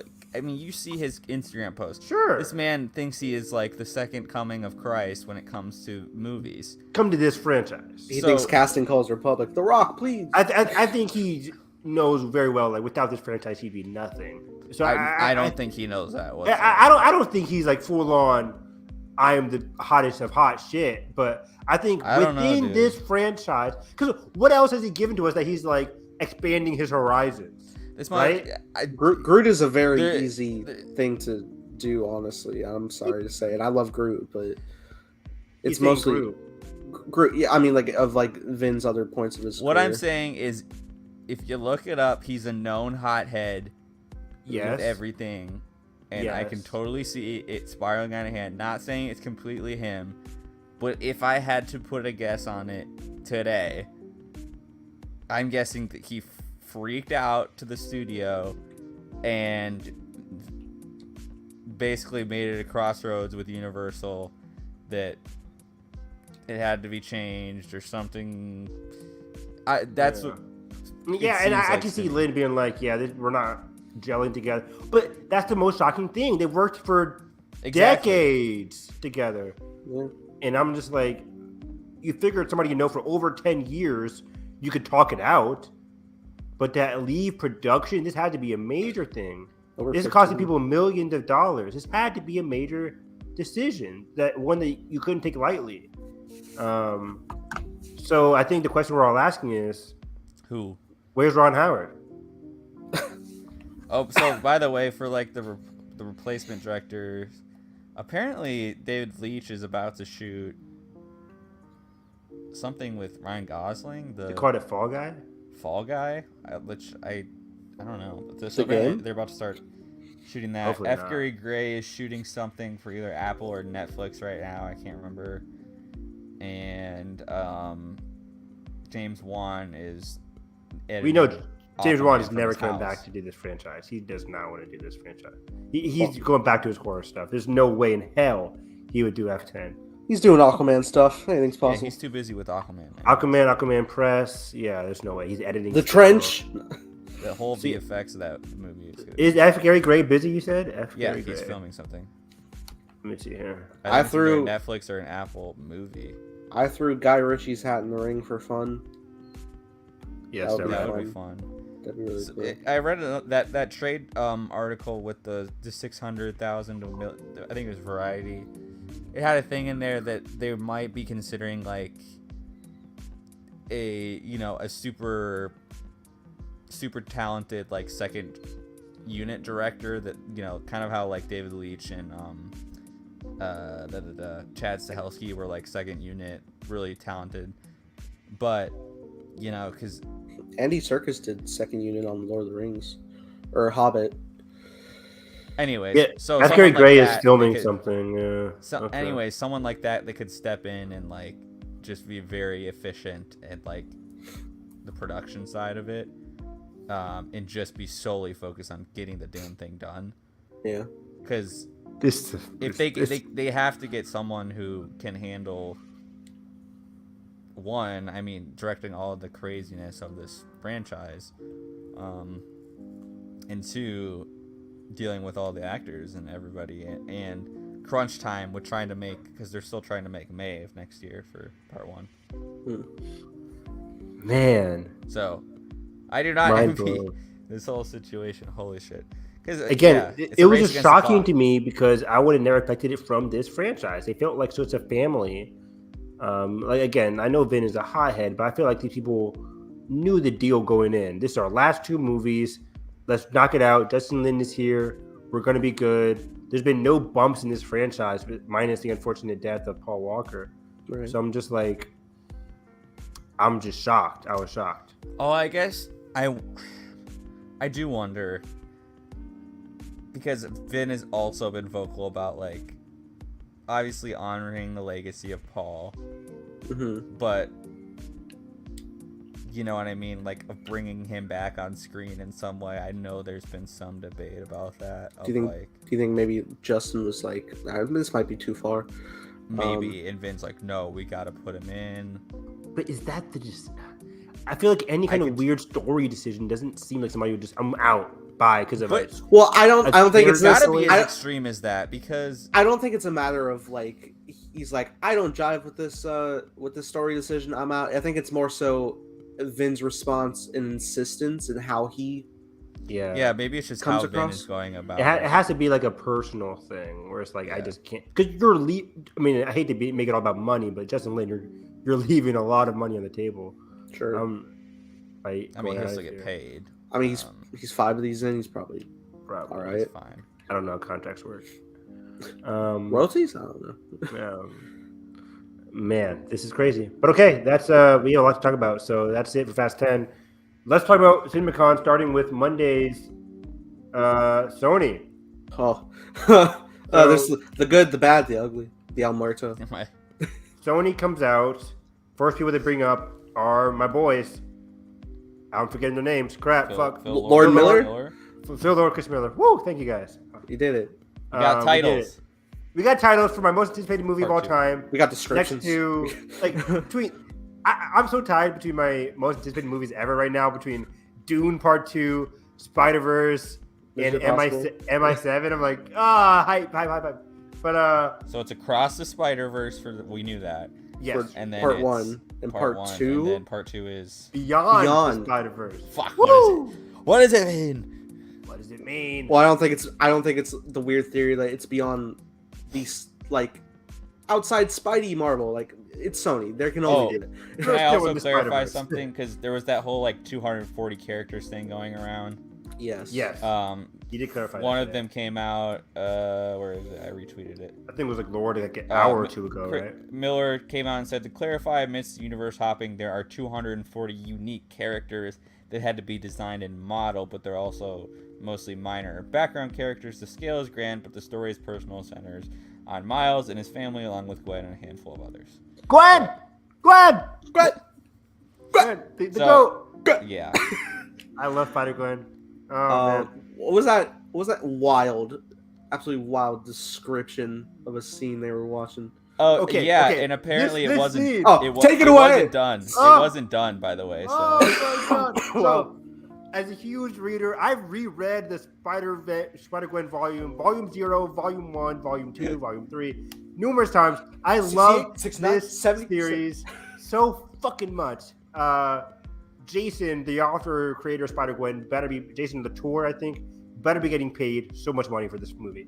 But anyways, so they're in Earth 65, which is Gwen's Earth. Earth 65 is her Earth. And we have Jessica Drew while pregnant, which is a new thing. A couple years, I think it's been all different. Marvel has Jessica Drew pregnant. That's the hook of her series. And I think she's married to Luke Cage, I believe. No, that's Jessica Jones. Yeah. I forget who Jessica Drew's going with. But anyways, so she's riding a motorcycle, which is her thing, while pregnant. And Miguel O'Hara, my boy, Miguel, is here. 99, baby. It seems like Miguel and Jessica are the duo who come into Gwen's Earth because they ask her, like, should we have Gwen help us out here? Or Gwen's like, can I help you guys out here, kind of thing. So maybe they're dimension hopping and then she comes in to help them out. But the antagonist here during the sequence is Vulture, who is modeled seemingly just like how Vulture is on Earth 65. If you haven't seen Vulture Earth 65, he's in Volume 0, the first issue of Gwen, Volume 0. Did you find leaked footage? How do you know what it looks like? Oh, They because described they described him. One of the people described him as like old, very Vulture-like. And as soon as I heard that, I ran through my pages again. I'm like, okay, this is basically Gwen's Vulture. Gwen's Vulture is very much animalistic, has Vulture wings. They're not mechanical or anything. Very animalistic. Gwen's Earth is just phenomenal, by the way. I've talked about how I love her main villain is Daredevil, who is Kingpin. Matt Murdock is Kingpin in their universe, which is incredible. I need to talk about psychological mind games they play with each other. Holy fuck. But yeah, it's great, and he's brutal. We really should have like a button for brutal. That'd be amazing. Soundbite. Compilation of all my brutals. Exactly. So yeah, I think that's it. And then trying to go through the other parts. And then so that fight's happening. The scene is very dynamic. It looks a little bit unfinished, obviously. But then we also go back to Miles' Earth, and he's in the principal's office of Brooklyn, and he's not doing his homework. His parents are in the principal's office, like, what's going on? Obviously, his new duty as Spider-Man, he's not able to do his homework anymore, but he also wants to move to Columbia University. To do what he really wants to do, right? To do what he really wants to do and create a dimension device so we can see his homegirl, Gwen Stacy. Gwanda? Say Gwanda? Yeah, that's what he says in the movie. What? Gwanda? Yeah. Gwen's trying to hide her identity for a second, but she forgets. Yeah. She's like, I'm Gwanda. Gwanda. I fucking watched the movie we've watched 5 times. I've seen it more than I've that, seen yeah. it only 3 times, I think. 4 times. But yeah, so Miles wants to apply to Columbia University's physics program to develop a multiverse jumping project. Fuck, guys. When I tell you, this movie is gonna mean so much to me. I love the dynamic between Gwen and Miles so fucking much. Yes. It's just magic. It's magic. Spider Man 2099 also my second favorite Spider-Man. And I gotta get back to reading that because I'm excited about him. And they teased like Oscar Isaac can't say much, but he says like he's no jokes, like more straight. No sense of humor, straight man. Hopefully he's not like a fish out of water stereotype, like the Thor kind of thing. I'm tired of that. I mean, he comes from the future. He should be like, yes, this is society. I get it. Oh, good point. Yeah. He's from the future, not the past. So he knows things. But yeah, he's a no bullshit kind of guy, which I really like. That's Miguel, really. Miguel does have a sense of humor with his villains, of course. Mm-hmm. It comes with being Spider-Man. But he's also he's more serious and like he won't pull punches unlike Peter. Is there 2099 lore where like Peter Parker was like a great leader in the sense of the history, but then like we fucking see him in our present, he's just a goofster? I think so. I'm not sure actually. Great question. Yeah, I don't know. But yeah, I'm excited for all this, man. This is just, again, one of my most anticipated movies of all time. I'm incredibly bummed. We didn't talk about it since our last T episode, but yeah, it is delayed till next year. Talk about on holes. Yeah, we talked about on holes. July, right? June or July 2023. One of those. I can't remember. It's sandwiched in between. Yeah, well, fuck. That release dates are awful. Because, again, they said this is the most expensive. Did they say it's the most expensive animated movie or just expansive? Expansive. Expensive. Because I just want this movie to make so much money, but I don't know if any movie. Can you put up the release dates, Carson? Yeah. I think I was thinking about the thing with the character models. They said they're making 240, which is, I was doing the math because they were comparing to the first one. That's 6 times the first movie of character models they made. Universes, right? Yeah. The first one made a profit, but I'm interested to see if I just want this one to be a success, more so than the first one. What was the box office for the first movie? I'll pull up in a second. June 2023. I want to say 300 mil. So May 26th is The Little Mermaid. June 2nd, Spider-Man Across the Spider-Verse. June 9th, Transformers: Rise of the Beast. June 16th, Untitled Pixar movie. June 23rd, The Flash. And June 30th, Indiana Jones. So are any of those movies gonna make a profit? Man, I'm so curious. Overseas is gonna have to come in clutch for that. But yeah, I just want this movie to make a profit and be successful on its own. Yeah. And Mission Impossible 7, of course, later that summer. Man, what is that summer? I think it made like 300 million last in 2018. 375 million on a $90 million budget, but it also made 50 million on Blu-ray sales. Great. You definitely got my Blu-ray. I saw it thrice in theaters. Me too. Thrice. But yeah, we have a lot of Simicon to cover. So yeah, that was like the big thing for Sony. But they also confirmed. I'll take over if you. Okay. Thank you. Please. Fuck. All right. Oh, look, man. Look, I try to be nice with Morbius. I try to see the silver linings and everything, but El Muerto is our lead protagonist of a Sony spinoff film played by Bad Bunny. I don't know. Pop star Bad Bunny. I don't know this man. I'm sorry to this man. He's really popular. I believe he is, but I had no idea who Bad Bunny was. I was like, I guess he's in Bullet Train. He's the guy who fights Brad Pitt for the briefcase in the trailer. Bad Bunny has nearly 50 million monthly listeners on Spotify. Just to put it in perspective. I thought that dude in the trailer had a cool look. But what's with all these people on Bullet Train getting spinoffs? Like Aaron Taylor Johnson because of Bullet Train gets Craven. Now Bad Bunny because of Bullet Train gets El fucking Muerto. Wow. It's so bizarre because it's not like a thing where he's like, sure, he's an obscure character here and there. He's only appeared in 2 issues out of thousands of Spider-Man issues of comics. Out of anybody they could have picked. Anybody. You could have, and I mean, I was like pointing out because like it's like me Edgar is like, this is our Hispanic representation for Superman, and I'm just like, you fucking had Scorpion cast. That would be a bit more intriguing, but Yeah, and it's just so frustrating because yeah, we were talking about it the other day, right? Of like all these different options that you could do. They just need to give up the precedent of not using Spider-Man in their universe. Just give it up and say it's a different. They don't even fucking have to one. do that. Just give us a different Spider. There's Silk. Exactly. Where's Silk? Just give Where's us a different. Silk? Just give us a Silk, different Spider-Man. Spider-Gwen, Spider-Man 2099, Ben Riley. There's anybody. anybody. Anybody. Wow. And it's so weird because I was even like, I made a tweet that would like, it would have been smarter if like Sony wanted to make these villain spin-off films, still keep Spider-Man as the antagonist, like flip it and then have an interesting perspective of like Spider-Man stopping their crimes gets in the way of like fucking aiding their family or some shit.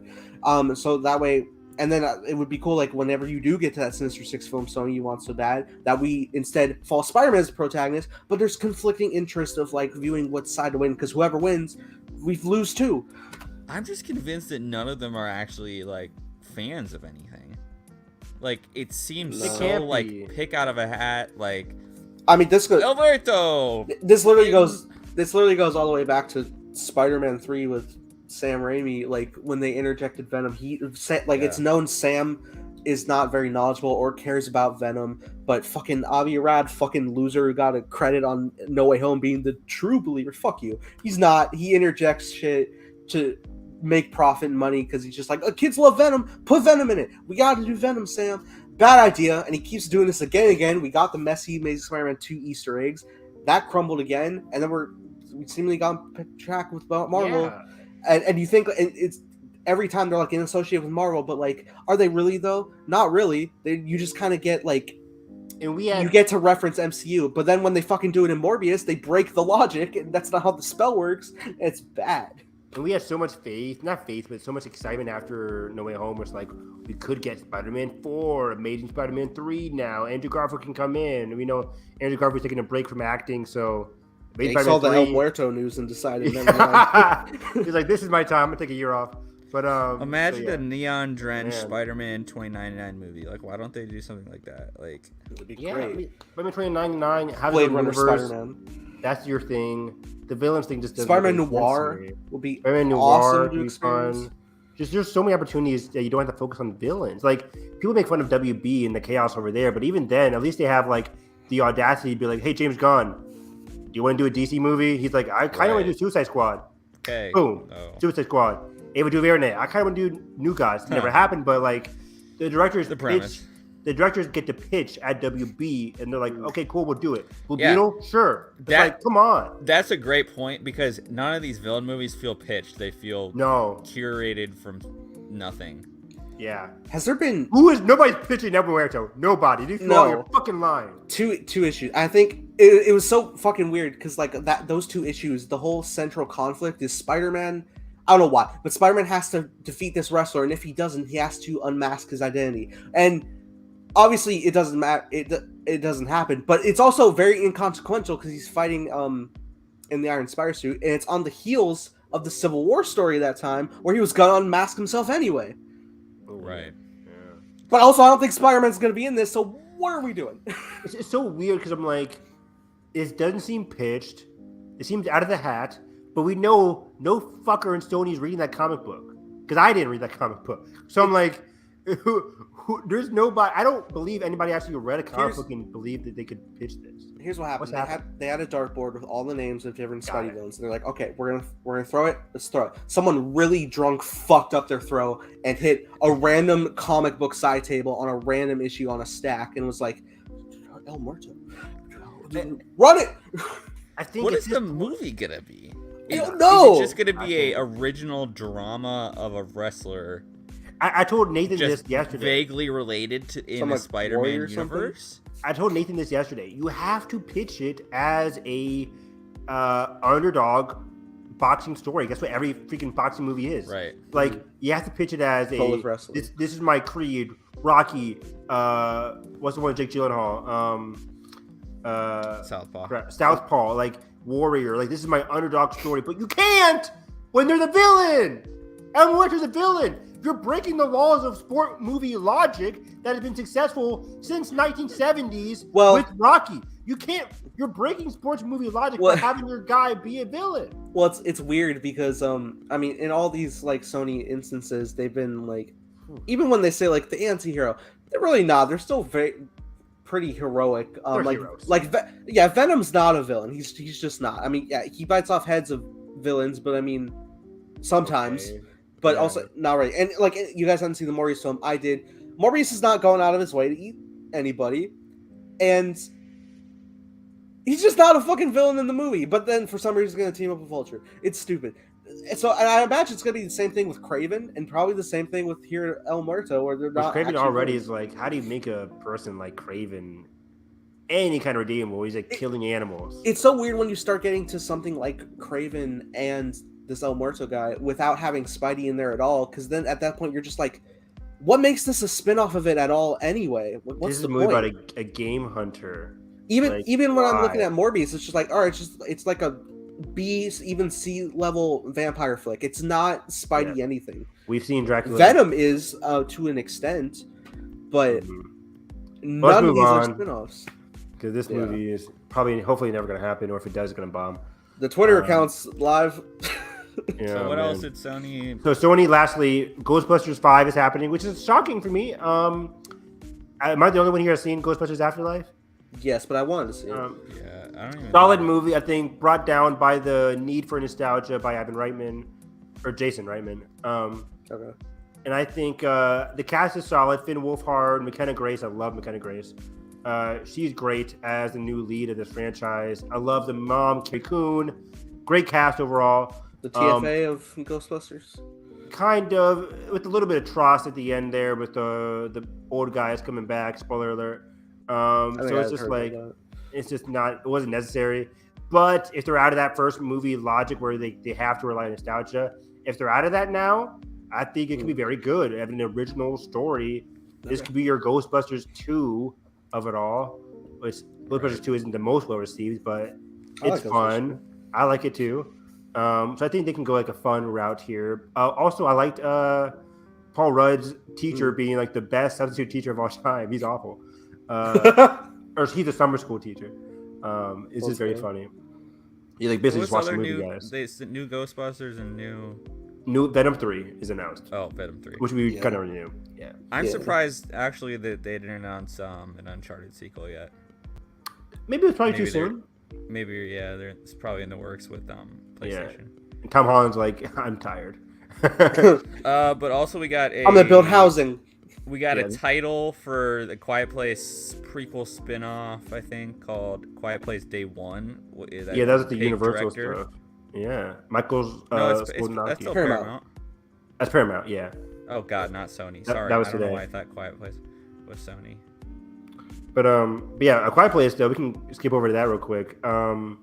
That's coming out 2023 by, again, the guy that did Pig, which is very exciting. And just for everybody, this is day one. This isn't the sequel to Quiet Place Part 2. That's coming out in 2025. That was already announced at the Paramount Plus event a couple months ago. That's exciting. I wonder what kind of cast they get up for that one. Hopefully a good one. So I guess we're already on Paramount. We can go Top Gun Maverick, which is exciting. Top Gun Maverick got some great reviews. Yeah. People are saying this could be like the Oscar worthy. Evan sent like 4 reviews in a row, and I skimmed like the first sentence of each, and I was just like, "Oh my fucking god!" I was just like, "We did it!" Share. I'm like, "Yes, we did it, Joe! We did it!" This might I'm so happy. It's one of those. Me too. Because I was one of those legacy sequels. And some of them been relatively hit and miss, and I didn't think this was going to be any like Blade Runner 2049 levels or anything, but I mean, seems to be very well received, and I'm like, oh, let's go. I was nervous because I'm trying to look for the director's name here. Did you know the first movie is rotten on Rotten Tomatoes? Joseph I didn't know Kosinski, that. Like 57, right? right? Yeah. Joseph Kosinski. He hasn't made my favorite movies of all time. Like he's done. Let's see here. Tron is good. Tron I like Legacy. Oblivion. Tron Legacy. What? It's solid. What? You don't like Tron? It's solid, but like I don't go back to rewatch Tron. Never seen it. What? I mean, people overhype it in modern day film Twitter because it's like the score. Yeah, the score is good, but the it's like visuals are so cool. Man. no. I've seen Rubberman Young. Exactly. Bridges. Yeah, that third act is not the best. It's just not. I Tron believe in Legacy you, is like Carson. Tron Legacy is like a 7 out of 10, at best. Yeah, well, I like it. Oblivion, solid sci-fi movie with Tom Cruise. I think it's okay. Only the Brave, Haven't seen that one. solid. Top Gun Maverick. That's kind of it here. So he also has Spiderhead coming out this summer with Okay. Hemsworth and all them from is Netflix. that Netflix? Yeah. Yeah. Which could be up or down. But yeah, he hasn't made my best movies, but that Tom Cruise Magic Baby, Tom Cruise, they're saying it's emotional, people cry throughout the whole thing. Lady Gaga's song is really good. She's been confirmed to be like the Let's go. original song for this movie, which already locked her in for Best Original Song nomination. Mm-hmm. This could be like the No Time to Die. I've heard that comparison. The No Time to Die of 2022, whereas like this is a action blockbuster that's cinema Unites everybody in a way. that unites everybody. Yeah. And it's like, yes, it is tied to what came before it, just like No Time to Die, but it's also making for a good standalone movie, and it could get a good PGA nom, maybe Oscar nom. Less likely, but because this year is stacked. But I'm just happy that this movie's getting rave reviews because I've been championing this movie. I'm not like the OG Top Gun guy. I saw it like only 5 or 6 years ago, but I liked the movie. I think Top Gun's a really so good good, movie. It's of its time, obviously, very 80s-esque, but I'm excited to see what they do here. Just that I was in my teens. Just the visuals in that first trailer just alone made it seem so cool and awesome. First trailer is great. The second trailer is probably still my favorite. I'd finally seen the third one. It's really good. All these trailers are good. The IMAX fucking every crew member, every cast member literally learned how to fly these planes, and they had to direct their cameras themselves because they're the only ones who could. Yes, and guys, we're seeing this movie together, right? Like a celebration. Yes. I'm so exciting. Opening night, baby. I haven't seen a movie with you guys. I don't know if you guys talk during movies or not. I'm kidding. What are these audience reactions, Nathan? I'm gonna elbow Nathan. Expanded ratio. Fuck it. I never forget. Oh, was just like. I'll never forget. Like one of my high school friends, I hated taking him to movies because he didn't know like the elbow rule. Like he was in the middle of my brother and I. It's me, my friend, and he took both. My brother, he took both. No, you get one. You get one. You don't. You get one. You go. It's like you get like the you get the right one, right, or the left. Yeah, whatever one your cup holder drink is in. Yes. Usually. And he was using both. I'm trying to reach for my Skittles, and it's so awkward. I remember this was back in 2014 during Captain America: Winter Soldier, and since then I hated taking him to movies. I only took him to see Fast and Furious because he loved cars. To this day. But yeah, I'm just like, man. I love you, Javen, if you're watching this. But yeah, I just like great friend. But yeah, like you're breaking the rule. But yeah, I'm excited to see this movie with you guys. I can't wait. I'm gonna see it multiple times. I'll probably see it the weekend after with my dad as well. We did it. We wore Josh down. We're watching it in IMAX. Hell yeah. Hell yes. Josh has to watch the original. What else did they announce to this Paramount thing? So they Paramount. had. Let me go see. Any Ninja Turtles. We got the Mission Impossible titles, of course. Mission Impossible teaser allegedly linked to this movie. Oh, that's right, to Top Gun. This is TFA levels of like I'm seeing shit. Creed just to watch the TFA trailer. Like I'm like, oh my god. Everyone's gonna be just like watch over the screen. Evan's gonna be losing his mind. I'm gonna be there just like. I mean, yeah. It's actually perfect because it'll be next Tom Cruise summer movie. It'll be next year. So I'm trying to look what else is Paramount. So apparently they showed Transformers. So, wait. Mission Impossible: Dead Reckoning. We have get your breath. Get your breath. I know. We have horse chases, motorcycle chases, tons of running. Ethan Cruz running with a back shot of candle lights. I'm like, Whoa! Macquarie, give this to me. It was sword fighting. Oh my god! Cruz John Wick, that you? Cruz launching off a cliff to end a trailer, which is a motorcycle, the classic thing we see behind the scenes. God. Yeah. Holy crap! I hope the trailer ends with that, just like dun dun dun dun. I'd be so Dun, happy. dun, dun, dun, dun. It'd be so. I'd be crying in my the club, God. man. If we see this, if we see it, because it'd be opening night, we might see the trailer for the first time together. If it's Yeah. theaters only at 1st, that'd be And insane. I can't get over the Mission Impossible trailers. Might be my favorite trailers of all time. Oh, they're fun. Ready or not, The here I Fallout come. trailer? Like the Fallout trailer, the Rogue Nation trailer. Just like, oh my god. They don't. Imagine Dragons for Fallout was great. Ready or not, here I come for The victims. Oh, irrelevant.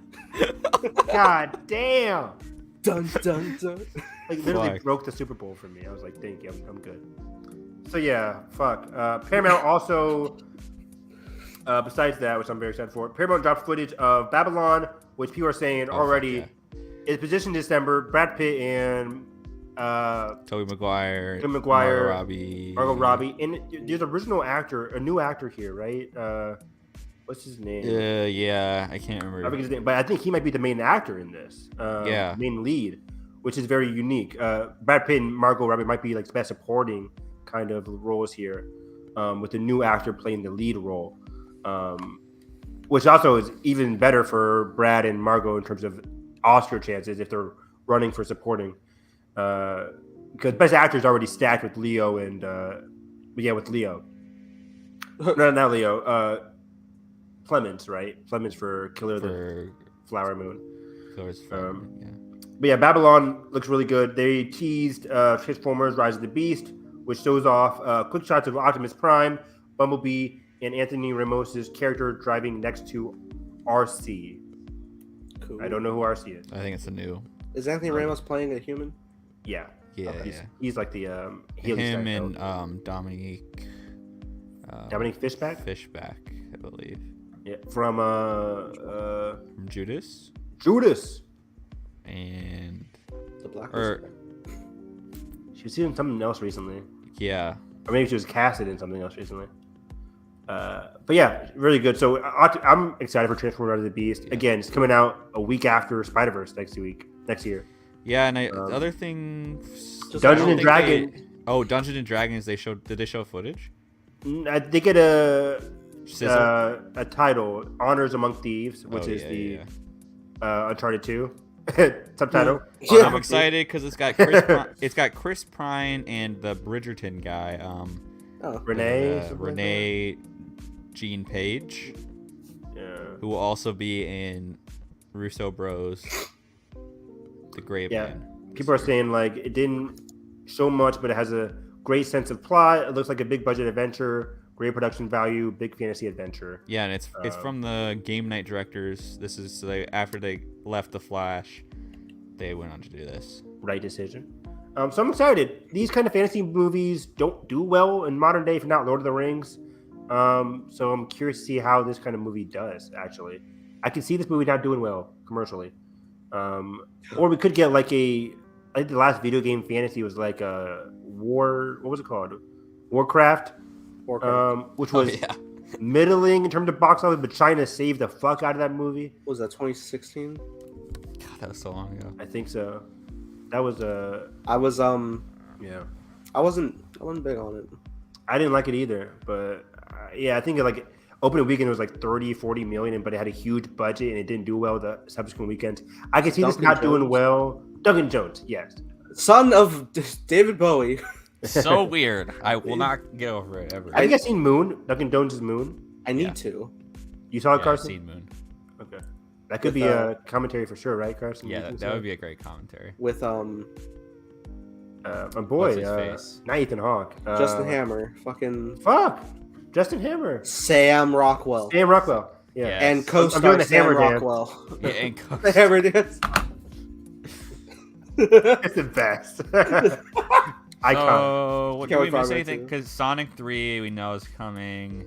Yeah. And then Some of the stuff that you know from the Paramount Plus convention they had like a month ago was Sonic 3 is happening. Star There's Trek kind Star of Trek stuff is possibly. happening. Actors didn't know. Send us But, a script. And Where's my money? Knuckles TV show is happening as well. That's Which is that's exciting. So Paramount, up and coming studio here. I'm kidding, but I'm excited to see what they have next few years. No But, season 2 announcement. Going back though, Tuesday they had WB to start off the day, and let me go through the WB list here. So WB starts off with showing a lot of the DC stuff. So the sequel to Matt Reeves' The Batman, it was official. Confirmed. Matt Reeves came out, Fuck confirmed. They said Reeves, Would have thought, not Pattinson, me. and quote the entire team is returning.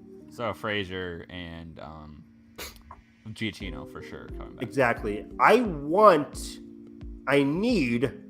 implore them to bring back Catwoman. People are like, she doesn't have to be back. Yeah, she does. Yes, she does. Yes, she does. She'll be back. Right? Am I Are we going crazy? Am I going crazy thinking that she has to be in this movie? That was When the heart and soul of this movie. Was their I agree. duo.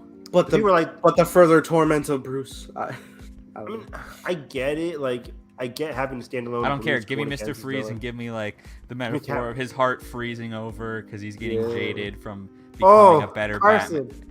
Oh, That, yes. wait, that would be great, actually. That's great. I know. Send that to Matt Reeves real quick. You know what? Let me just say one thing because I started reading Court of Owls and it is not right for this year of a Batman, if that Okay. makes sense. Court of Owls in the comics is like a jaded, like 20-year veteran Batman. Yeah. It makes more sense when you had like more time. Yeah. Yeah. To your argument, Carson, I'm also going to go against fucking everybody, I guess. 'Cause it is way too fucking early to have a Robin right now. Oh, I yeah, do not Robin, need a yeah, Robin yeah. in the sequel. No way. Yeah, way too early. He No, just discovered that. I He would- just I discovered would- his creed. If there's a time skip in the between the second and third one, I would love to see Reeves do it, but not now. There is a no release date, but what do you guys think? I think 2024 is the earliest. I could see 2025. Where are we? 2022. Just because I know how much they put What into year this. 'Cause- Well, 'cause it is like, kind of. I think they won't rush it, but I think they're gonna give it the Dune Part 2 treatment actually, in terms of hey. I think so too. Dune is what 2 years apart as well, so 2024 makes sense.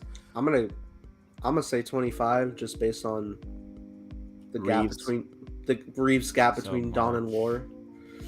Yeah. Though we say this, but he's definitely has already been writing. Like, there's no. They knew this was gonna be a hit. It's like. Yeah, I think 2025 is the latest, 2024 is the earliest. I don't see this going into. I don't see this having like a Aquaman 2 where 2018 to 2023. Do you still want this to come out like in the spring? I want this to be a fall movie. I want it to go back to October is October prime. 2024. For Oscar chances, yes, but it can be anywhere. I think this will be a success. Besides May, and it can be a success. Christmas release, Mr. Freeze. Please. Wherever Marvel isn't. I think 2023. Actually, we don't know any 2024 release dates yet for Marvel, but And October Penguin seems will to still be. be a big part of this movie, I think, too.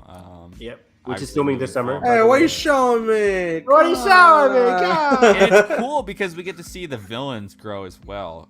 At least the Yeah. infrastructure of how it changes.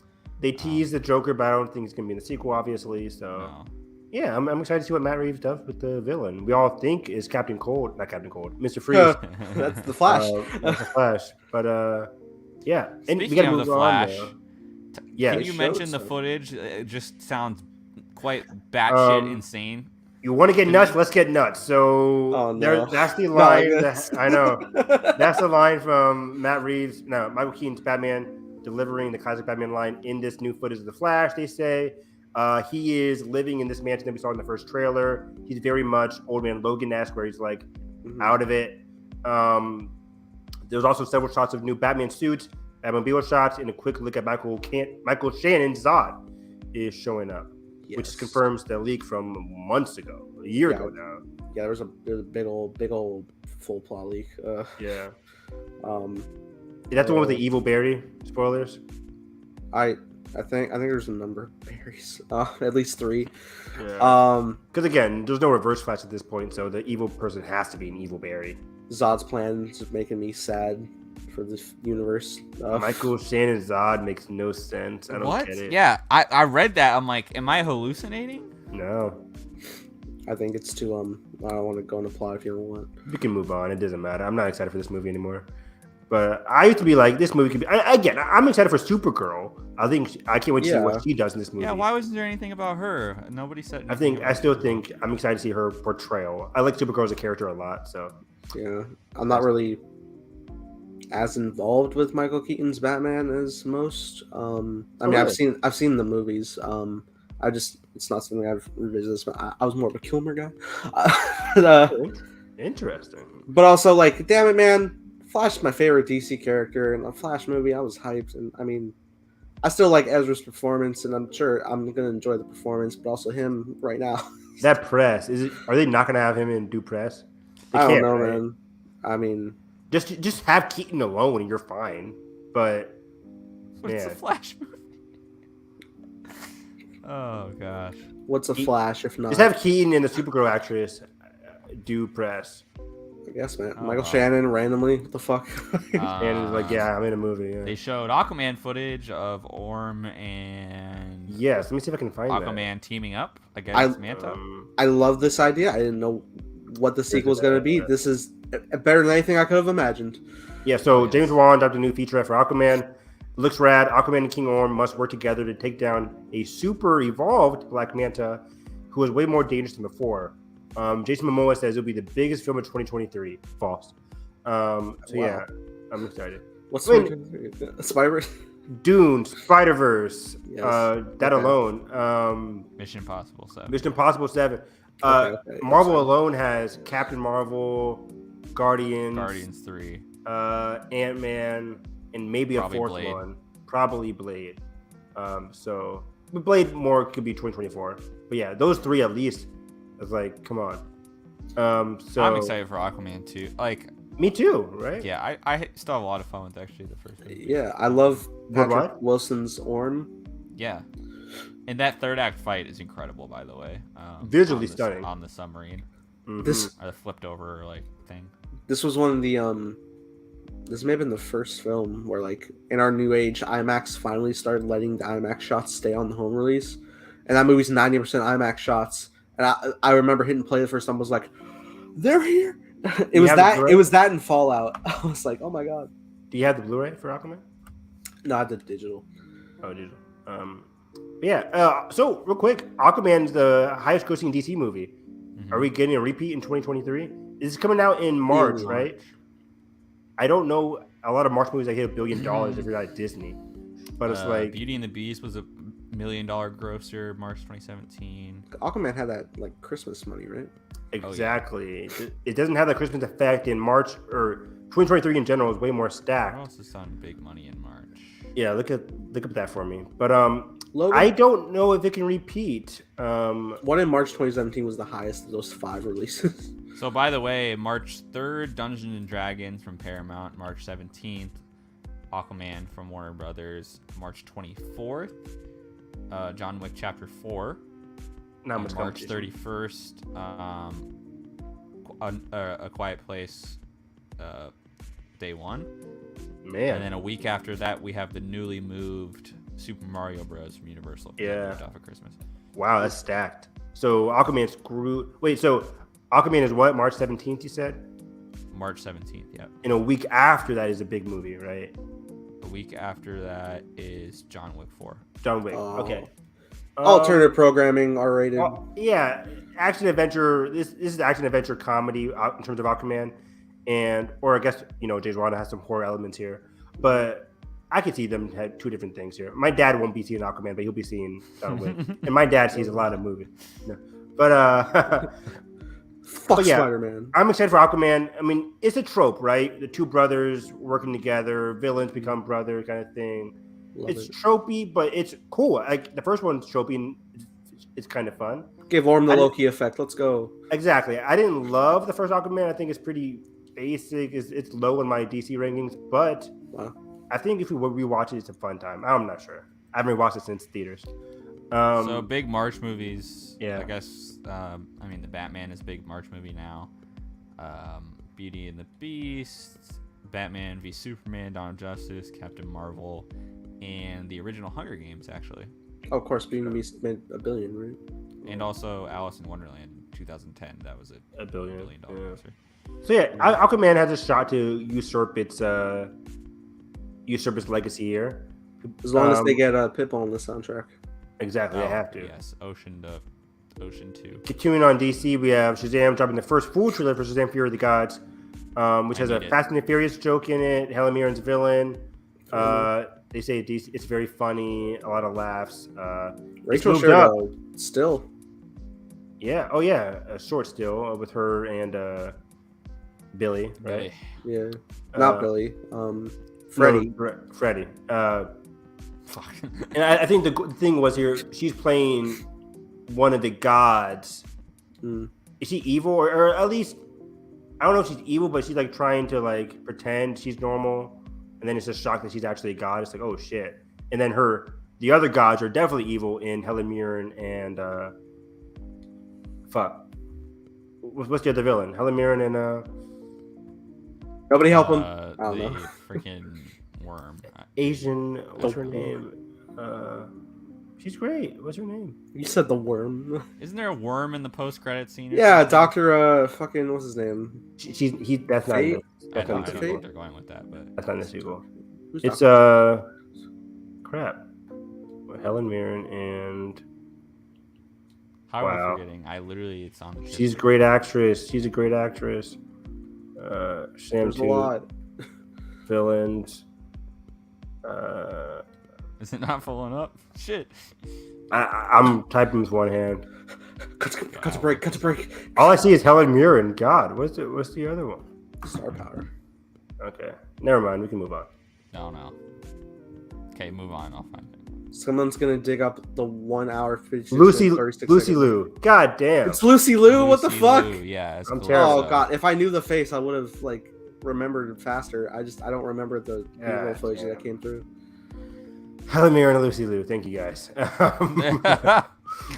So yeah, in general, the release date got moved back a week, so it's not competing with Avatar.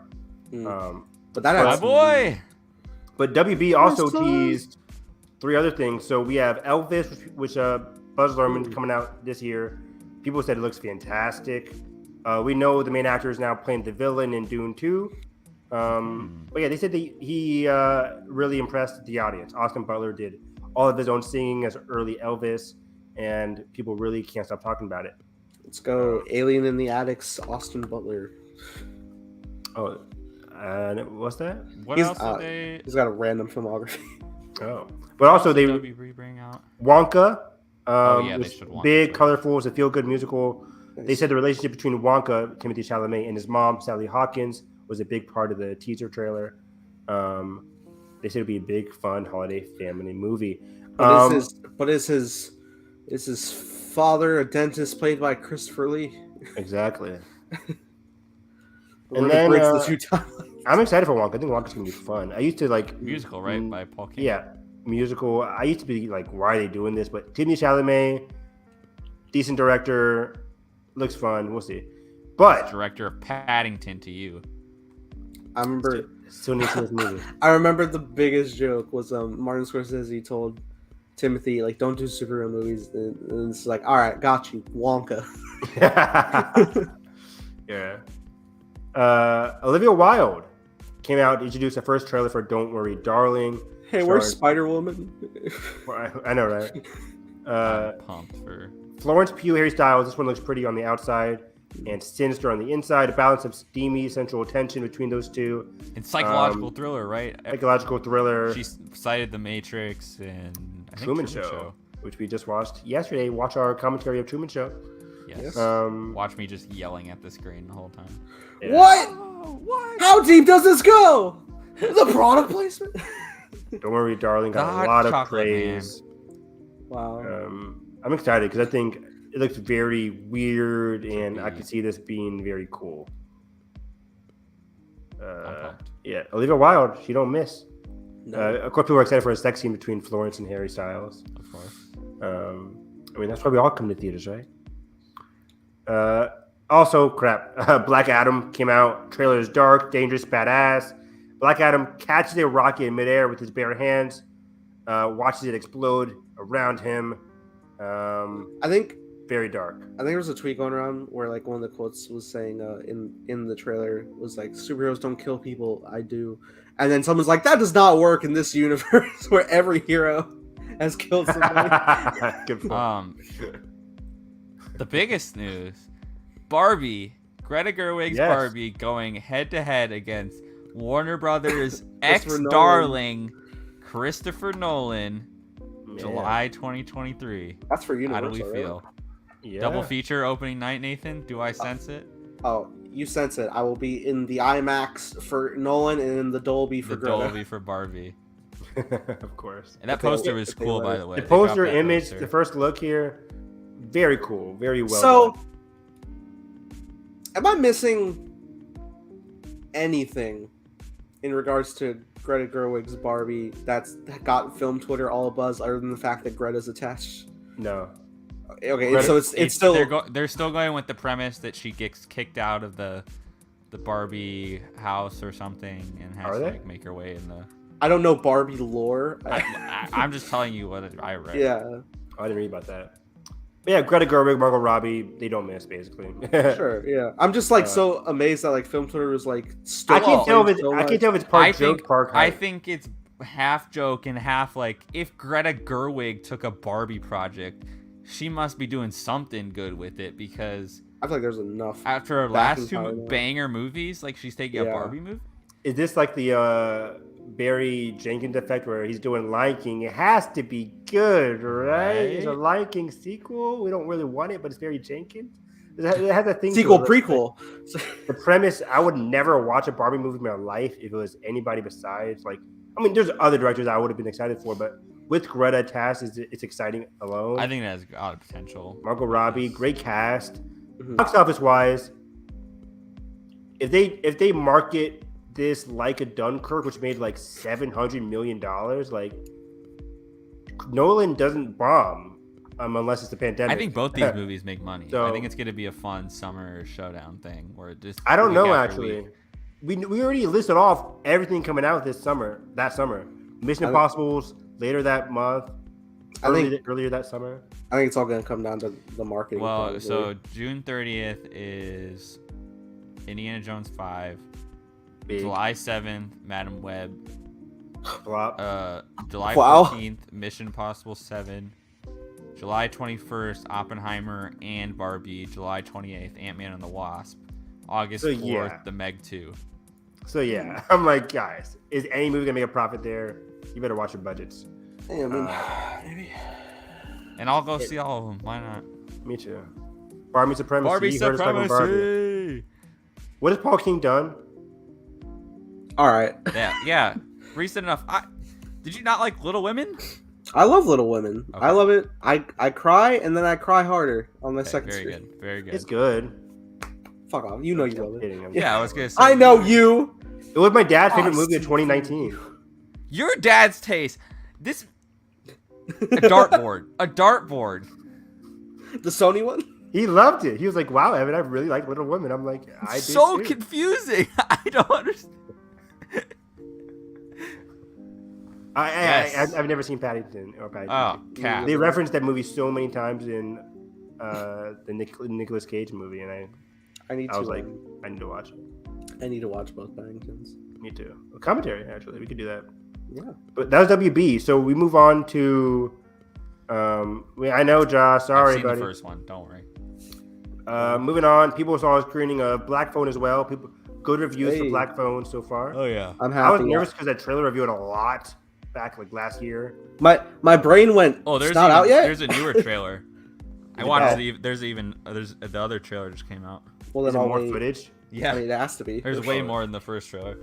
Dang, I'm That's what I was worried about. Like, I would not watch the second trailer. that's what I was worried about. A third Top Gun trailer. I was like, oh no. But Yeah, I I, don't. it's screened in the theater. I had no choice. But But, it looks so- wild. Some of the like. I won't say, but just some of the visual style with how the boy interacts with the world around him. It looks very fascinating. Okay. Yeah, I'm excited to see Ethan Hawke's performance. Ethan Hawke has been killing. He's lately. growling on the floor in The Northman. And then there's of course Moon Knight, and then of course Black Phone. Like, Ethan Hawke, one of a kind. This is this is Scott Derrickson's flick. Yep. He got kicked off of Doctor Strange and was like, "F you guys, I'm doing Black Phone." Kicked off. Yeah, I mean, yeah. But speaking of Doctor Strange, Disney was the next day on yesterday, and of course, to start off with Marvel sizzle reel of Avatar 2 and Black Panther: Wakanda Forever. Yeah. Okay, let's see here. Now hold up. Let's talk about Avatar for a second. Okay, Avatar. People were given 3D glasses going into theater. IMAX 3D glasses. It will be the largest, most multi-format release of all time, and in more than 160 countries or some shit. And they're also bringing back the original Avatar remastered in September. Ooh, I can't wait to go to sleep again in the theater. Thank you, Nathan. It's okay. We will be enjoying this in September, going back to the world of Pandora. I don't care. Apparently, this trailer is going to be attached to Doctor Strange. I'm so excited to see it. Yes. I was just long enough that he was just like, "What is this, 1984? I speak out and I get canceled." Yes, the white man speaks. Carson, continue. Oh man! Actually, the blue man in this case. But I'm hyped. The Way of Water. We got an official title, and the trailer sounds awesome. Underwater mocap. I'm pumped. There's gonna be a lot of great trailers running in front of Doctor Strange. Hell yes. Okay. But yes, Black Panther footage. It exists. Crazy. Yeah. But real quick on Avatar. Oh, I'm ready to be turned around on this movie. Commentary. I'm not ever going to eat my words about not being excited for this. You can't. I'm just not excited for. You gotta trust James Cameron. I don't love every James Cameron movie either. Like I like Titanic. I like Titanic a lot. I like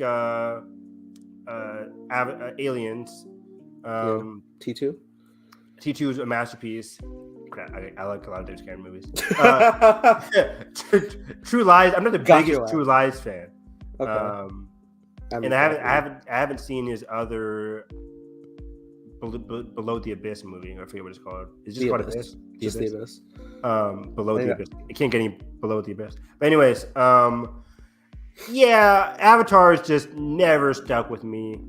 I don't like the lore. I don't like the act. I don't like the cast. So much lore. Like they built so much lore. Okay, but we gotta. We'll see how it goes this week. Like, it's not going to be as big as the Avatar 1, of course, but I'm curious to see how big this movie actually gets because of like pop culture and everything has changed. We will be commentary. I'd rather watch Lord of the Rings. Whatever. That's Fuck. I'm being torn. I gotta be free to speak. But anyways, yeah, we can move on. Black Panther 2 was shown. Shots of Homegirl, Okoye, Shuri Nakia and Shuri, all in the front line of what looks like a major battle approaching. That movie finally wrapped, right? I think. Yeah. Okay, the main villain in Black Panther 2 is still rumored to be Namor, played by the villains from. He was cast. The villains were what's it called? The guy from Narcos Mexico. Remember that? Narcos Mexico, great show, season 1 and 2. And was it a rumored casting or was it official? I can't remember. I think rumored, but like by the trades. Officially a rumor. Not official for Marvel, yeah. And then Kevin Feige is at a retreat where they discussing the next decade of Marvel movies, which is making me so tired. I'm just like, fuck. You're tired. I'm wired. I'm here. Of course, they showed off the first 20 minutes of Doctor Strange. We don't really got to talk about that. We'll see you next week. Man, these TV spots are coming. They've already put 2 cameos in the spot. Like, fuck you. I didn't look at it. I mean, I know who's in the Cameos? I know who's in the spot, but I didn't watch the spot. Oh. Yeah, I know what you're talking about. Have we seen them before? Are they new cameos? Yeah, it's a new thing.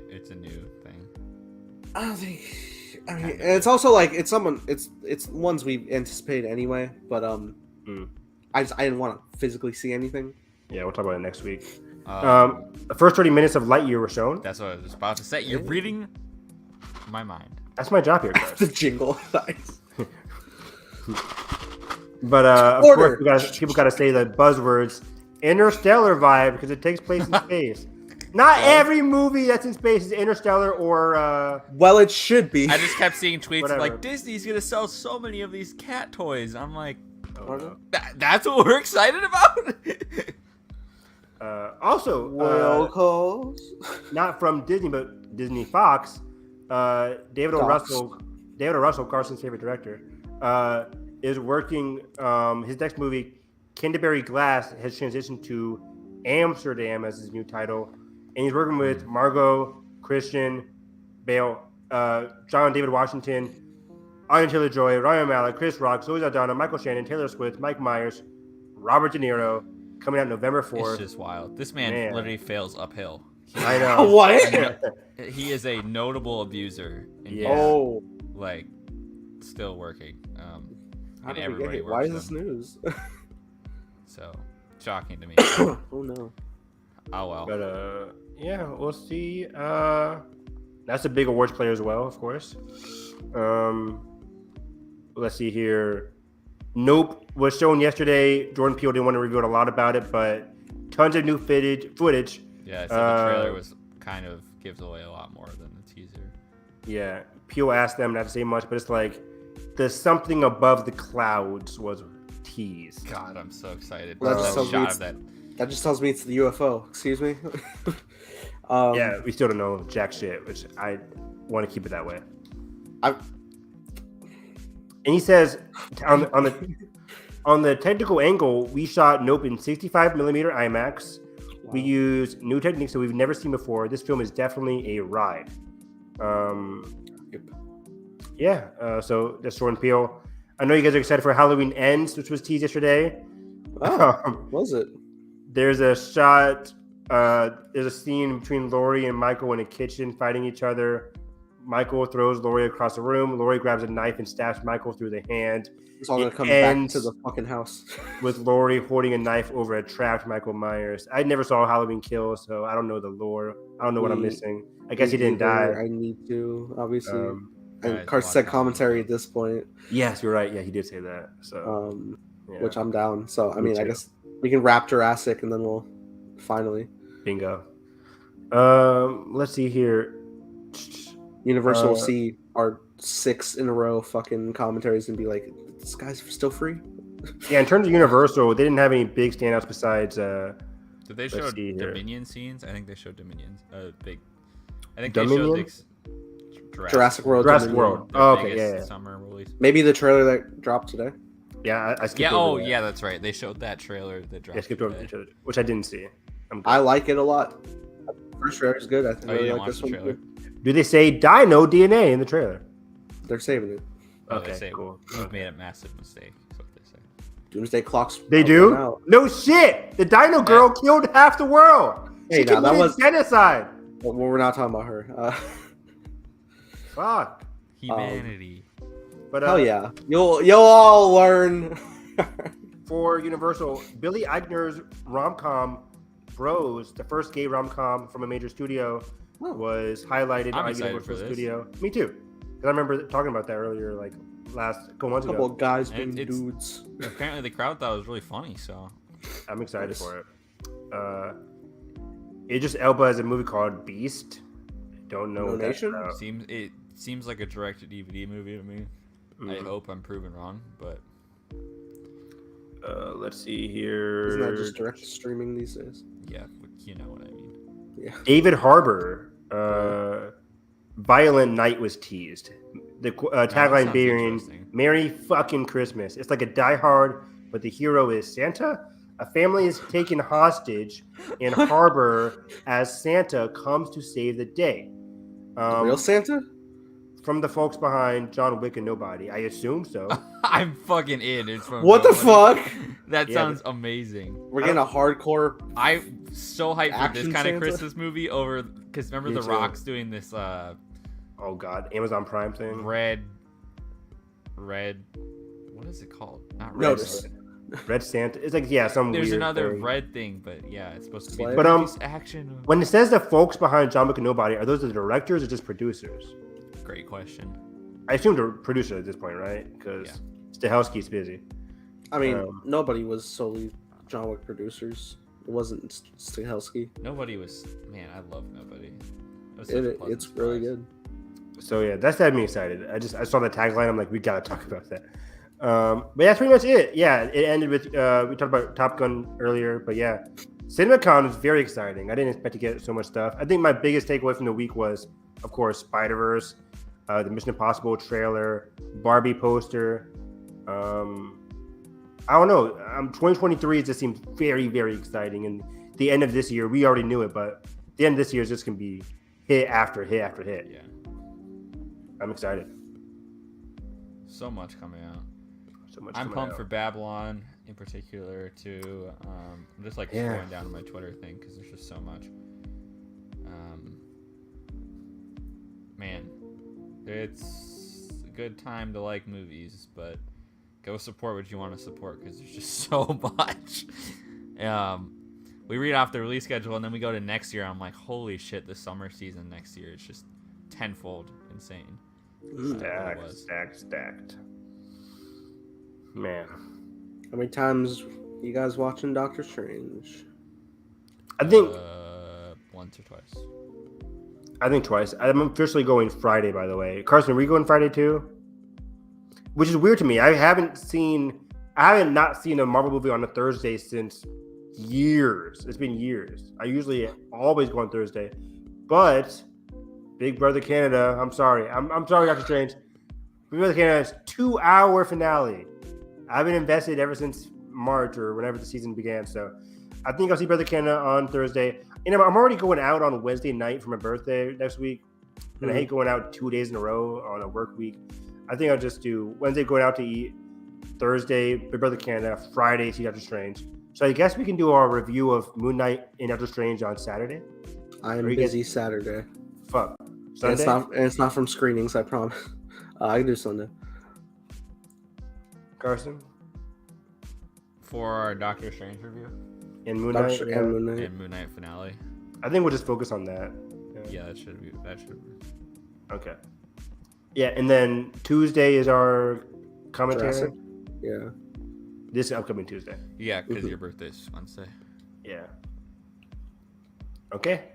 Sounds fun. We're grooving. We're grooving. Grooving. What else rhymes with grooving? All I right. don't know. Well, 70 cups of tea. Check, please. Listen, guys, this is fun. It's great. Every time we get to come together and do this, random Josh jump in the chat. It's always fun. Check out our crossover with Josh and the fellow crews podcast of When Heartbreak Feels Good with a cup of tea. We did a couple things. We recently did our rankings of A24 films, as well as a whole review, Everything Everywhere All at Once. What won the number one spot of A24? If you know Josh, you know exactly. But yeah, fun times. Yeah. That being said, Carson, where can they find you? Yeah, you guys can find me over on Twitter at the Film Carson.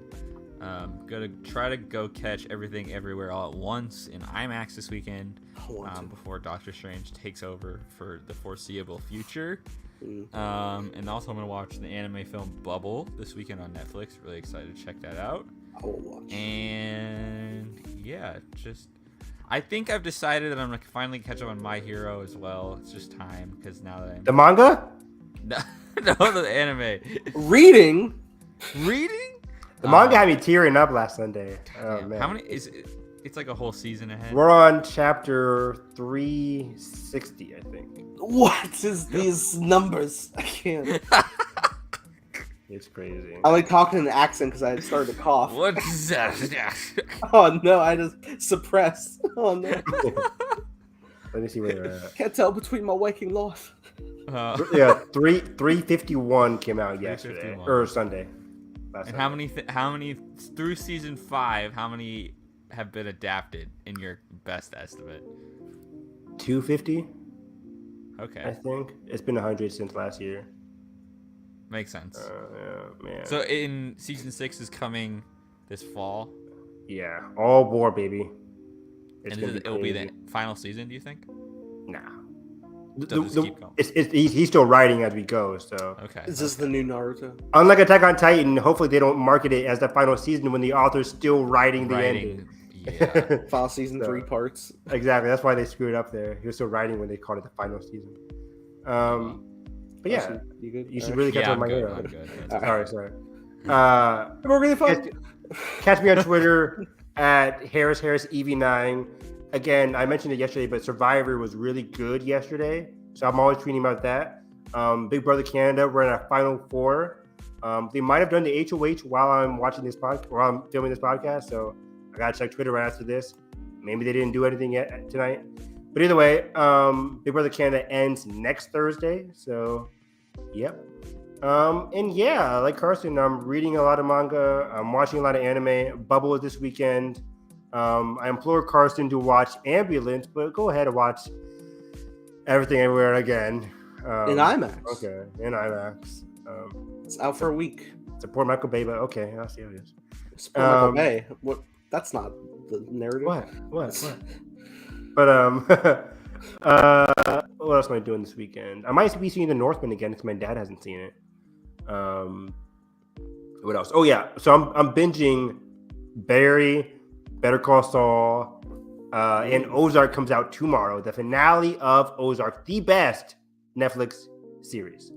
So I'm excited to watch that.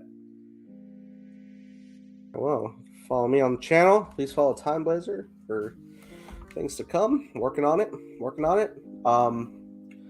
Special things coming very soon, actually. Something on Wednesday. I don't know. But hey, just like to thank my crew for joining me today. As always, it's always great to be joined with you guys. I have no friends up here. It's very nice to get together. All hail El Muerto! El Muerto! I don't know a tagline for you. Fuck! There's no lore. Fuck. God. Where's the Silk show? It's totally dead. Is Silk the new Ryan Johnson trilogy? Pain. Oh well, we'll be on vacation in 4 weeks. Oh, Fuck, I'm less. just looking forward to vacation right now, man. I'm pumped. Get me out of here.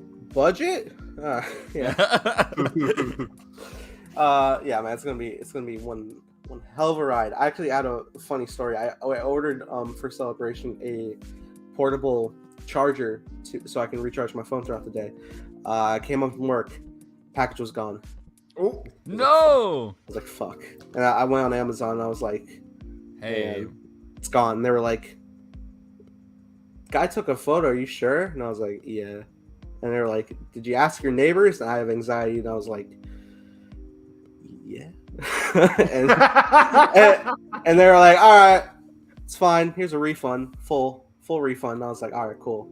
And then I live behind people, so I believe they intercepted my package, and then it was on my porch the next day. So I got a free portable charger. hell yeah! Let's go. Maybe you should have told this off air. This is my Silk revenge, Bezos. Green light it now before I scam you again. This is how I win. That's profit right there. You understand? That's profit.